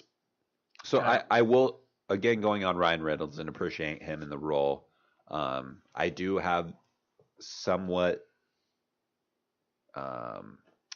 confidence in him to hold true to the character because he is so passionate about the character. Yes. He has been playing Deadpool now for however many years. Well, he's only playing him twice, but it's been over how many years? It's whenever Origins came out with. Okay, wait, This is how bad I do movies. I was with an ex-fiance when Wolverine Origins came out, so that had to be circa 2000. Had to be 7 or 8. Okay. So almost a decade. Almost a decade. That's a long time being tied to this character and being passionate about it. I don't think he's going to want to release something that is not of quality. Mm-mm. No. And I'm happy to say that because there's some other Marvel franchises where we can't necessarily say that, and they've Fantastic Four. Bless me. I'm so sorry. So I'm okay. No, I'm fine with that too. I always just hate it when you have something that came together so well and then people start dropping off of it. Now, again, yes, I do. It could be things are dropping off and it's really not that big of a deal, but internet being the internet, Yeah. tries to make it a big deal. Yes. That'd be like, what's his name? The guy who did Guardians of the Galaxy. I want to say Tim Gunn, but I don't think that's it. It's something No, Gunn. I think Tim Gunn's the fashion designer. Thank you, Tim Gunn. No, he is doing Guardians of the Galaxy. He's like, make it work. Yeah. James Gunn, I think James it's James Gunn, Gunn. you're James correct. Gunn. Yes, There we it's go. James Gunn. I knew I'd find it. His next movie is going to be coming out, and it's going to be sad to know that, because if you look at Bryan Singer, it's like he did X-Men 1, did X-Men 2, left, and then came back for Days of Future Past and so on and so forth. But I would really hate James Gunn to be like, I'm doing 1, 2, and I'm going to leave on 3. Now I don't think so with him, because he seems very passionate and happy about this project. You never know. But you never know. Money talks, dude. It really does. But yeah, so I'll touch upon it a little bit more with Long Box Cast and everything like that. Doctor Strange, hopefully I'll see. Apparently gotten really good reviews. And I thought it would. We've been talking about for months how you felt that the casual Marvel fan, let's put it in that aspect, would not necessarily be on board with this movie just because of the type of movie it is and with the magic aspect. I was already on board with it. I was like, this is going to be kind of cool. This is going to be interesting. And then I was thinking, this is how my brain works, where I'm like, oh, this would be kind of cool to see him now trying to train, Scarlet Witch. Be like, hey, no, you don't have this weird power. Right. It's actual magic. Let me teach you all this kind of stuff. But I know, like people like my parents that don't know anything about the comic books, just kind of watch the movies. They enjoy the movies. But this might be one of those movies that takes them out of everything that's going on. I mean, literally the last movie we saw of Marvel was Civil War. Civil War, yeah. So we already know there's a huge fucking divide. Now, technically, Doctor Strange is probably supposed to take place before everything that happened in Civil War because they mentioned him. Well, we haven't seen it. Now, they probably lay it down in the timeline. They might lay let it us down. know. That's what I'm wondering, unless it's happening after Civil War. But they already mentioned Stephen Strange in Captain America: Winter Soldier being a threat. So my assumption is this is the stuff that happens, and then Civil War is somewhere in between that and whatnot. Now, granted, yes, he has been. Benedict Cumberbatch is going to be, Stephen Strange. This is another thing that I'm excited about. There's already 2 Stevens, in Marvel movies. Steve Rogers and Strange. Steve Strange. So I'm excited for my name finally once in my life. But yeah, so Kyle, my co-host from Long Podcast, he was actually weary about the movie. Like, I was on board. I'm like, I can't wait for this. This looks fun. This looks interesting. He was like, I don't know how I feel about this. He saw it, said he liked it. So I'm like, okay. He's like, there's a post-credit scene and then the after-credit scene, of course, with Marvel movies. So I'm like, okay. Rotten Tomatoes is given a 90 last time I checked. So I'm like, okay, it's on par with, like, Ant-Man. And this is the funny part. Ant-Man and Doctor Strange were 2 characters that I wasn't really big on. And then after seeing the trailers, I was kind of like, okay. So Rotten Tomatoes seems to be on par with me with movies that are, like, I'm excited for. So we'll see what happens. So I have always been on board with it just because I feel like it's going to be kind of like Inception. It's going to fuck with my mind. I'm going to see visuals where I'm like, yes, this is badass. There's going to be magic. And fuck, I can never remember her name. The actress, she looks like a fucking alien to me. That's what she looks like. Yeah. She played Gabriel in Constantine. Yep. She's been in a lot of fucking films. I know exactly what you're talking about. She's rad. She is rad. I think she's awesome. I think the coolest part, though, okay, like if you think about also Nebula. Tilda Swinton. Yeah. Tilda Swinton. She is unique as fuck. But those are Nebula, played by... Oh, shit. Why can't I? Karen Gillian. Nebula? Yeah. Yeah. 2 actresses that went ahead and be like, these characters are bald. Boom, I'm shaving my head. Like, that's dedication, I think, to the fucking thing. Because even What's-His-Face did it, too, for Iron Man, the first one. Fuck. I can't believe I'm blanking on his name. I can see him. He's the dude. Jeff Bridges. They actually were not going to ask him to shave his head for that role, but he ended up doing it anyways. Because he's like, look, people read the comics. They know what the character looks like. I'm just going to be what the character looks like and stuff like that. So I find that dedication to get into that character and stuff like that. Now, the thing I'm hoping for Infinity Ward, I've been saying this forever, so if it does happen in a Marvel film, I'll be super excited. You have Tony Stark, you have Stephen Strange, and they'll be like something along the lines, Thanos is coming, and then somebody who's the comic relief, you can have anybody do it. Chris Pratt, Ant-Man. Paul Rudd, thank you. To literally look at them both and go, no shit, Sherlock.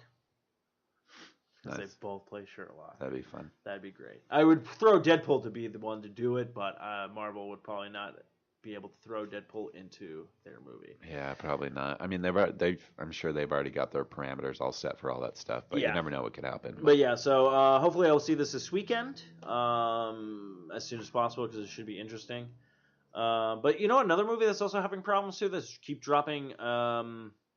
Because this leads me into the story, the next segment. But The Flash keeps losing directors. Oh, really? For their movie, which I'm very kind of sad about because I really want the Flash movie to do well because I love the show. Yeah. And the guy who's playing the Flash in the movie, I really like his take on it. Yeah. And the fact that we can get the Flashpoint Paradox and finally get the guy who's playing Negan to be, because he played Thomas Wayne in Batman v Superman to become the alternate Batman of killing a bunch of fucking people. Because after seeing him do Negan, I was like, I would love for him to be that Batman. Yeah. He would fucking pull that off in Flashpoint Paradox. Though I won't get my dream because I really want Bryan Cranston to play Reverse Flash because I think he's the only one who could fucking deliver. I mean, don't get me wrong. The guy who plays Thawne in the fucking show is fucking brilliant of Flash. But I think Bryan Cranston could really bring a really great character. Yeah. I just want to hear Bryan Cranston say the line like, who's the villain now, Barry? With the Flashpoint Paradox, which I know you haven't seen. It is on Netflix. I highly recommend watching the animated version of Flashpoint Paradox. Oh, the animated one? Oh, the animated. Well, it's based off of the graphic novel, and I'm really kind of Gotcha. hoping when they do the Flash movie, that's one of the movies that they will do is Flashpoint Paradox would be phenomenal. But bringing it into DC movie news, you saw the new trailer for Wonder Woman. I did. What do you think? It looks good. I have not yet seen Batman v Superman, so I haven't gotten my first introduction for the character of Wonder Woman, Diana. But from what I saw, I'm intrigued. The visuals are very, very pretty, God, yes. vibrant colors. My gripe that I have is when I look at Chris Pine's character, I still see Captain Kirk. And I've got to retrain myself not to do that. Now, is that going to throw you off in the next Star Trek movie when Chris Hemsworth comes back to play his dad?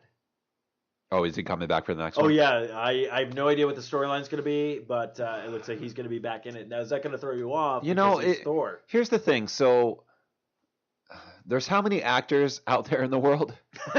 A lot. And yet they use, and granted, they're unbelievable actors and they deserve everything that they have.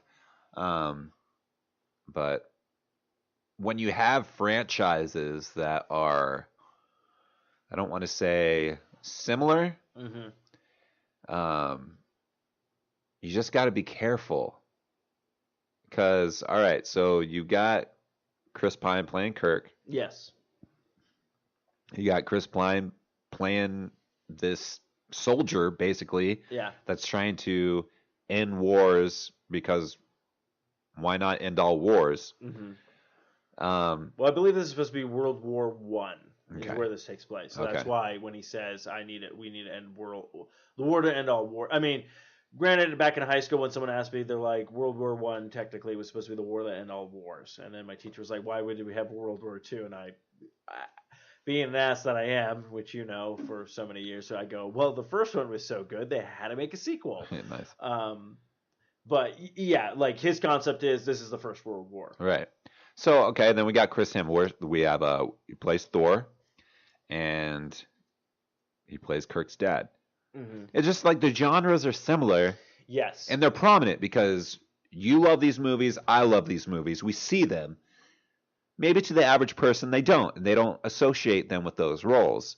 But In my mind, I'm like, yeah, what the motherfucker? You better get back to the fucking Enterprise. Well, I have a feeling Chris Pine's character in Wonder Woman is probably going to be a one-shot deal because I have a feeling this is her origin story, talking about how she gets to our world, everything that. Of course, she lives.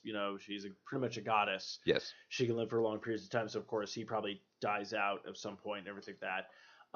The only thing that I thought was funny when he was casted to the DC universe, I literally thought he was going to play Hal Jordan, the new Green Lantern, like he would pin him, and I thought he would have been actually a pretty good pick for that. You thought so? Yeah, I think so. Though the fact that I do rather see a Jon Stewart Green Lantern. Oh wow! Because if you think about it, like I knew Hal Jordan. Do you think he would do it? What Jon Stewart? No, no. There's the Green Lantern, the black... Jon Stewart as the Green Lantern in that universe. Yeah, basically the Holy black... shit, I thought you fucking meant Jon Stewart was going to be Green Lantern. I was like, what? This just in! Batman just killed a bunch of people, and but I would love to see, because Jon Stewart, when Justice League cartoon show came out, that was the Green Lantern that I kind of grew up with. So I would love to see that. I really like to see that kind of one. I don't know who could play him. I know a lot of people have said, like, Denzel Washington, yada, yada, yada, but I'm like, I think you just need a good, now that I think about it, the guy who plays probably Martian Manhunter on Supergirl would probably make a great movie, Green Lantern, but I really do like him as Martian Manhunter. But yeah, getting back to that weird, like, universe and stuff like that, when they first casted him as that role, so I think he's only going to be in this movie, maybe flashbacks, kind of like, almost like the conjoint to, what's her name in, Captain America, Steve Rogers kind of girl. Yeah, good luck with me there, dude. Agents of S.H.I.E.L.D. Agent Carter. Oh, Agent Carter. Had her own spinoff. Yeah, she had her own spinoff for 2 seasons, which is weird because I think that worked a lot better. You meant the blonde girl that he made out with. No, that's in Civil War. Oh no, she has a backstory though too. She's actually the niece of Agent Carter. Yeah, keep it in the family, Rogers. He's keeping it in the family. Yeah, so I mean, the universe is going to expand. I mean, of course, next year we're going to be getting, the Wonder Woman movie. I believe the Justice League movie is coming out next year. I'd be intrigued. We haven't seen shit about. No, we had the teaser trailer, which looks fucking good. Yeah, it looked great. I can't wait for that. We also have, like we said, Guardians of the Galaxy is going to be coming out next year. Trying to remember. That's it. Spider-Man: Homecoming is going to be coming out next year. True. So yeah, but I know what you mean though. There's a lot of actors who are like they keep picking and choosing to be put in these things. Now I don't know if they're picking them because they're really like. Granted, they're a lot better actors than me because they're making a career out of it. But I don't know if they're just picking these people just because like, well, they're Star Trek nerds. So let's just bring them into this, Well, I think they probably have an vision of who they want to do it, and I'm sure probably a lot of these roles have been recorded and filmed and sitting for a while. People do that shit for. People have movies out there that have been sitting on the shelf for like 5+ years. It's ridiculous. Well, it's true because if you heard about the remake of Red Dawn with Chris Hemsworth and everything like that, they did not release that. That movie actually was filmed like a couple of years ago, and they didn't release it until Thor came out, and Thor did so well, and Chris Hemsworth probably became a household name, right? That they were like, we're going to release this movie now. So there's a lot of movies that just sit on shelves. Why I know all this kind of stupid crap, I have no idea. I mean, I did take like a filmmaking school for like maybe half a semester or something like that, but how I know all this insight about how movies and how things work and shit like that is ridiculous. I have way too much free time. I probably should have put it towards something like better used. But yeah, there are a lot of movies. Like if you watch like a summer coming out and then all of a sudden it's like, oh, this person has a lot of movies coming out this year. They probably go like, this movie's going to hit. These movies might not hit, but let's release them at this time. Because like if you think of any Pixar film, someone's a voice in there. And then all of a sudden like, oh, like I think that was actually, Albert Brooks. There was a year, I think, when Finding Nemo came out, they released like a movie called, I think it was like The In-Laws or something like that. It was like him, like he finds out that his father-in-law or the whatever was like a secret agent or something like that. But it was like they probably thought that movie was going to do well, but they knew he was in this movie. Same thing happened with the Simpsons movie. Like I think he had a couple of movies that come out because he was the voice of like the bad guy in the Simpsons movie, which I think is hilarious because not too many people know that right about Albert Brooks, who was the voice of Marlin. But yeah, I think they do that sometimes where they just shelve some movies going like, this isn't going to play. It didn't do good with like test screenings. And they're like, oh, this movie's going to hit. Let's release this movie as well like a couple of months later because people were like, oh, I saw him in this movie. He's really good. Let's see this movie, you know, kind of. Well, it is true because earlier this year, went to a screening for a movie that has yet to be released. I don't know if it ever will get released. Was that the one we saw? Yeah. Yeah. Yeah, That's true. remember? And haven't heard anything from it since. Like, That's true, which is funny because I think is it Owen? Yeah, Owen Wilson's in another movie that just came out just recently. It was with Zach Galifianakis. oh, Zach Galifianakis. Yeah. I Yeah. think Amy. Oh, who is it? No, there's a couple of people from Saturday Night Live is in it and stuff Yeah. like that. But yeah.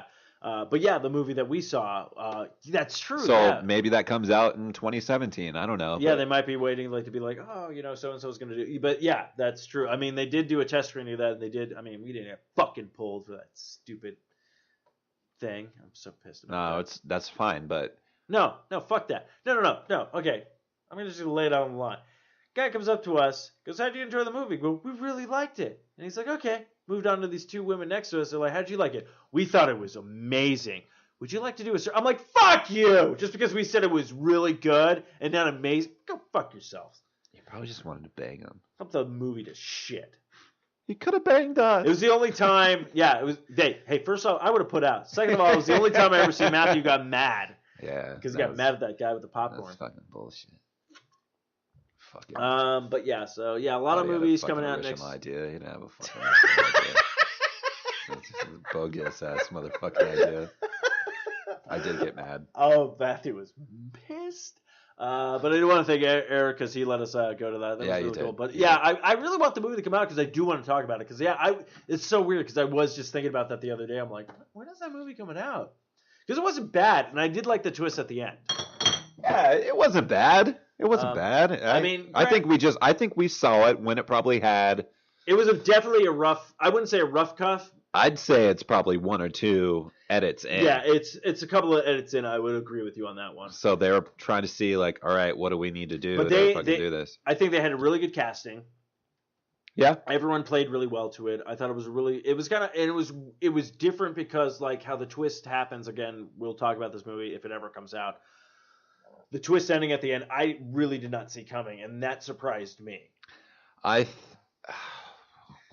don't want to talk too much about it, but No. I think we're waiting for another Ed Helms resurgence. You think so? That's what I think. Because Ed Helms he was riding, did Vacation, and then hadn't seen him, like heard of him since. That's true. Yeah, because So- he was riding high off of. Although this could be his resurgence in this movie, but It could be. I don't know. We'll see. Yeah, but that happens to a lot of it. I mean, like we said, like Owen Wilson's. Yeah, but Owen Wilson is Owen Wilson, though. Like, let's be honest about Owen Wilson. I feel like he is at a caliber to where he can play Owen Wilson, like we have seen him in movie after movie after movie. He did that one that just came out not too long ago where it was like that fucking action. Like Bad Things or something like that, or very. No, bad. this one was like, it was set in like the Middle East, and he was like a dude on the run, and he had a fucking family to protect. Shit, that's right. Yeah. Then like, and that was so out of the norm for him. Yeah, that's right. It was Yeah. out of the Yeah. norm for Oh me. yeah. Yeah, no. Yeah. Yeah, no, I know what you're talking I about. really man. enjoy doing that movie. That's right. I mean, yeah, I'm here in the studio right now with. I had my Social my Network. wife and my kids, Yeah, and my we wife and ran. my kids, and we're literally in Iran. We had explosions. we It had was our- amazing. It was crazy. It was weird. It's like you ever been on Machu Picchu, you know? And I was just falling, and I realized I just smoked a lot of opium that day. I just woke up. So, I was yeah, it like, weird, I you was know? like, man, like, so. So yeah, Matthew, yeah, exactly what you're talking about. And then I finally decided I was gonna go back to comedy, and did the movie with Zach Galifianakis. You know, that's what I. Zach No. Galifianakis. I call him Zach Galifianakis. No, his name is Galifianakis. That's his name, but I get to call him whatever I want because I'm always fucking. No, Wilson. I gotta learn his name. His No, name you is don't, Zach no. Galifianakis. No, it's Zach Galifianakis, but I call him Zach Galifianakis. No, but the Ganakis is the Ganakis doesn't work because it's Zach Galifianakis. I can't read. I'm just gonna be honest with But I can read, and I'm you. You're an internal monologue of me. It's But hard. your interpretation of the internal monologue sounds a little bit different because mine is not exactly on par with yours. Look, I'm just gonna be honest with you. I'm just waiting for Vince Vaughn to hit me up. We're gonna do, you know Yeah, what? but Vince Vaughn. No. But Vince, like, No, Vince Vaughn and I we're gonna do spoiler alert, you're hearing it here first. We're trying to do Wedding Crashers too. yeah, but Vince Vaughn. Fuck, I'm losing it. Yeah, you lost it like a while ago. Fuck off. It's nuts. Yeah, but Vince Vaughn did. I lost it. I did fucking lose It's okay. it. I did It's so. okay. I was doing Matthew, so good. Matthew. No, Matthew. I don't it's even. okay. Owen Wilson, shut the fuck up. Get the fuck out of here. I can't. I lost it. I And I don't want you even to be around. I can't leave because Nicolas Cage keeps eating all the moon pies. Thanks so much for listening tonight. There's no way in hell No, I'm Nicolas gonna Cage. let Nick back Nick- on the no, show Nick because he is- was already here once tonight. Nick is not coming back on. Hey, to be fair though, I did not segue into the As Nicolas soon as Cage. he said Nick Cage, I was like, "Fuck," because you. And then you were just like, "Yeah, fucking moon pies." Like, motherfucker. That's all it takes is somebody say Nick, and it's like, "Oh yeah, I'm here." No, fuck off, Nick Cage. Stupid. Can't stand it, dude. I can't stand it. You know I'm right. Steve, you know I'm fucking right. I know you're right, but I just As soon as you hear the fucking name Nick, you're like, say it, bitch. Say it. Carge. Fuck. Ugh. Whatever. Yeah, so anyways, Matthew, Fuck thank you off. for inviting me back into the studio. I'm glad to be back here. It's great, you know. I have a new movie coming out pretty soon. It's called Matthew Renfro. I'm going to be playing you. You're gonna be playing me, Nick? Yeah. Better do a great job. Oh, I'm going to here, let me give you a taste. Yeah. Fucking Nick Cage is in the studio. Fuck that guy. How was that? It's awful because I don't know where we got this precedence that I sound like that. No, see, because I talk like this in every movie. I know, but Matthew Renfro doesn't sound like Tracy Morgan saying "What the fuck." No, Tracy Matthew Renfro has never No. said "What the fuck." No, because Tracy Morgan's going to be playing Steve in your movie, and he's coming. I'm Matthew. I'm going to be in here. I'm Steve-O. I'm done, dude. Are you done? I am done. We need to end the show. I'm done. You dude. are bitch. I am done. I'm done. I'm sorry. All right. I don't know what impressions I can do on this show that you don't get angry about. No, the great thing about it, dude, is like we've been doing this for so long. It's like I hate it, but I don't hate it because we've just done that for so long. Do you know what I mean? No. Like Nick Cage, get out of here. I think I did that the second or third time I was ever on the show. Oh, probably, yeah. Tracy Morgan. Yeah, I'm Tracy Morgan, but no, it's like it's just part of the get up. Well, to be I'm fair, unveiling the curtain. no, but to be fair though, I don't do that many impersonations on the show. It's when I finally bust them out, it comes out in full force. But there's been a couple episodes where I don't release the beast. I conceal the beast. I conceal the beast. But we're gonna end on a good note because I think there's an impersonation that you do like. What? Come on, Matthew, it's me, Christopher Walken's. It's What's great. up, walk in? You know what? I just did a walk in on the show. Yeah, it's a pun. I conceal the beast. Oh, there's a beast. Have you seen Matthew naked? It's crazy. It's weird. I know. Anyways, It is crazy. It is weird. It's weird. It's crazy. But I'm a good guy. No. I love Matthew. I love coming over to Hell in a Cell, watching the wrestlers do their thing. I was flabbergasted. Who won? Sweared. Anyways, we're gonna wrap up this episode of Socially Awkward. Let's close up shop. Yeah, we're closing up shop. But you can find us on the Twitter and the Instagram and all the great stuff. Steve left. He had to go drive. He had to go take a diarrhea. He took a shit. He took diarrhea. He's got diarrhea of the mouth. He's got stomach problems. Oh no, his anus is bleeding. It's crazy. It's weird. Anyways, you can find us on all He those ate great pistachios. medias. I like to thank our guests for coming. Oh, the pistachios. They're crazy. They're weird. Anyways, I gotta find the closing out and the whatnots. No, but yeah, shout out to Justin and Josh for coming on the show. That was a good time, man. That was fun. Josh, always welcome back. I don't want his friend to always have to fly in to be on the show, but if he's in town, he's more than welcome. No, fuck that. If he wants to be on the show, he needs to fly in from fucking South Carolina. But yeah, so go ahead. Sunnyvale? Sunnyvale? Hope you guys have a good weekend, and Deuces. we'll be signing out. Fart noise. Fuck this shit, I'm out. Fart noise. Fuck this shit, I'm out. No thanks, don't mind me. I'ma just grab my stuff and leave. Excuse me, please. Fuck this shit, I'm out. Nope. Fuck this shit, I'm out. Alright then. I don't know what the fuck just happened, but I don't really care. I'ma get the fuck up out of here. Fuck this shit, I'm out.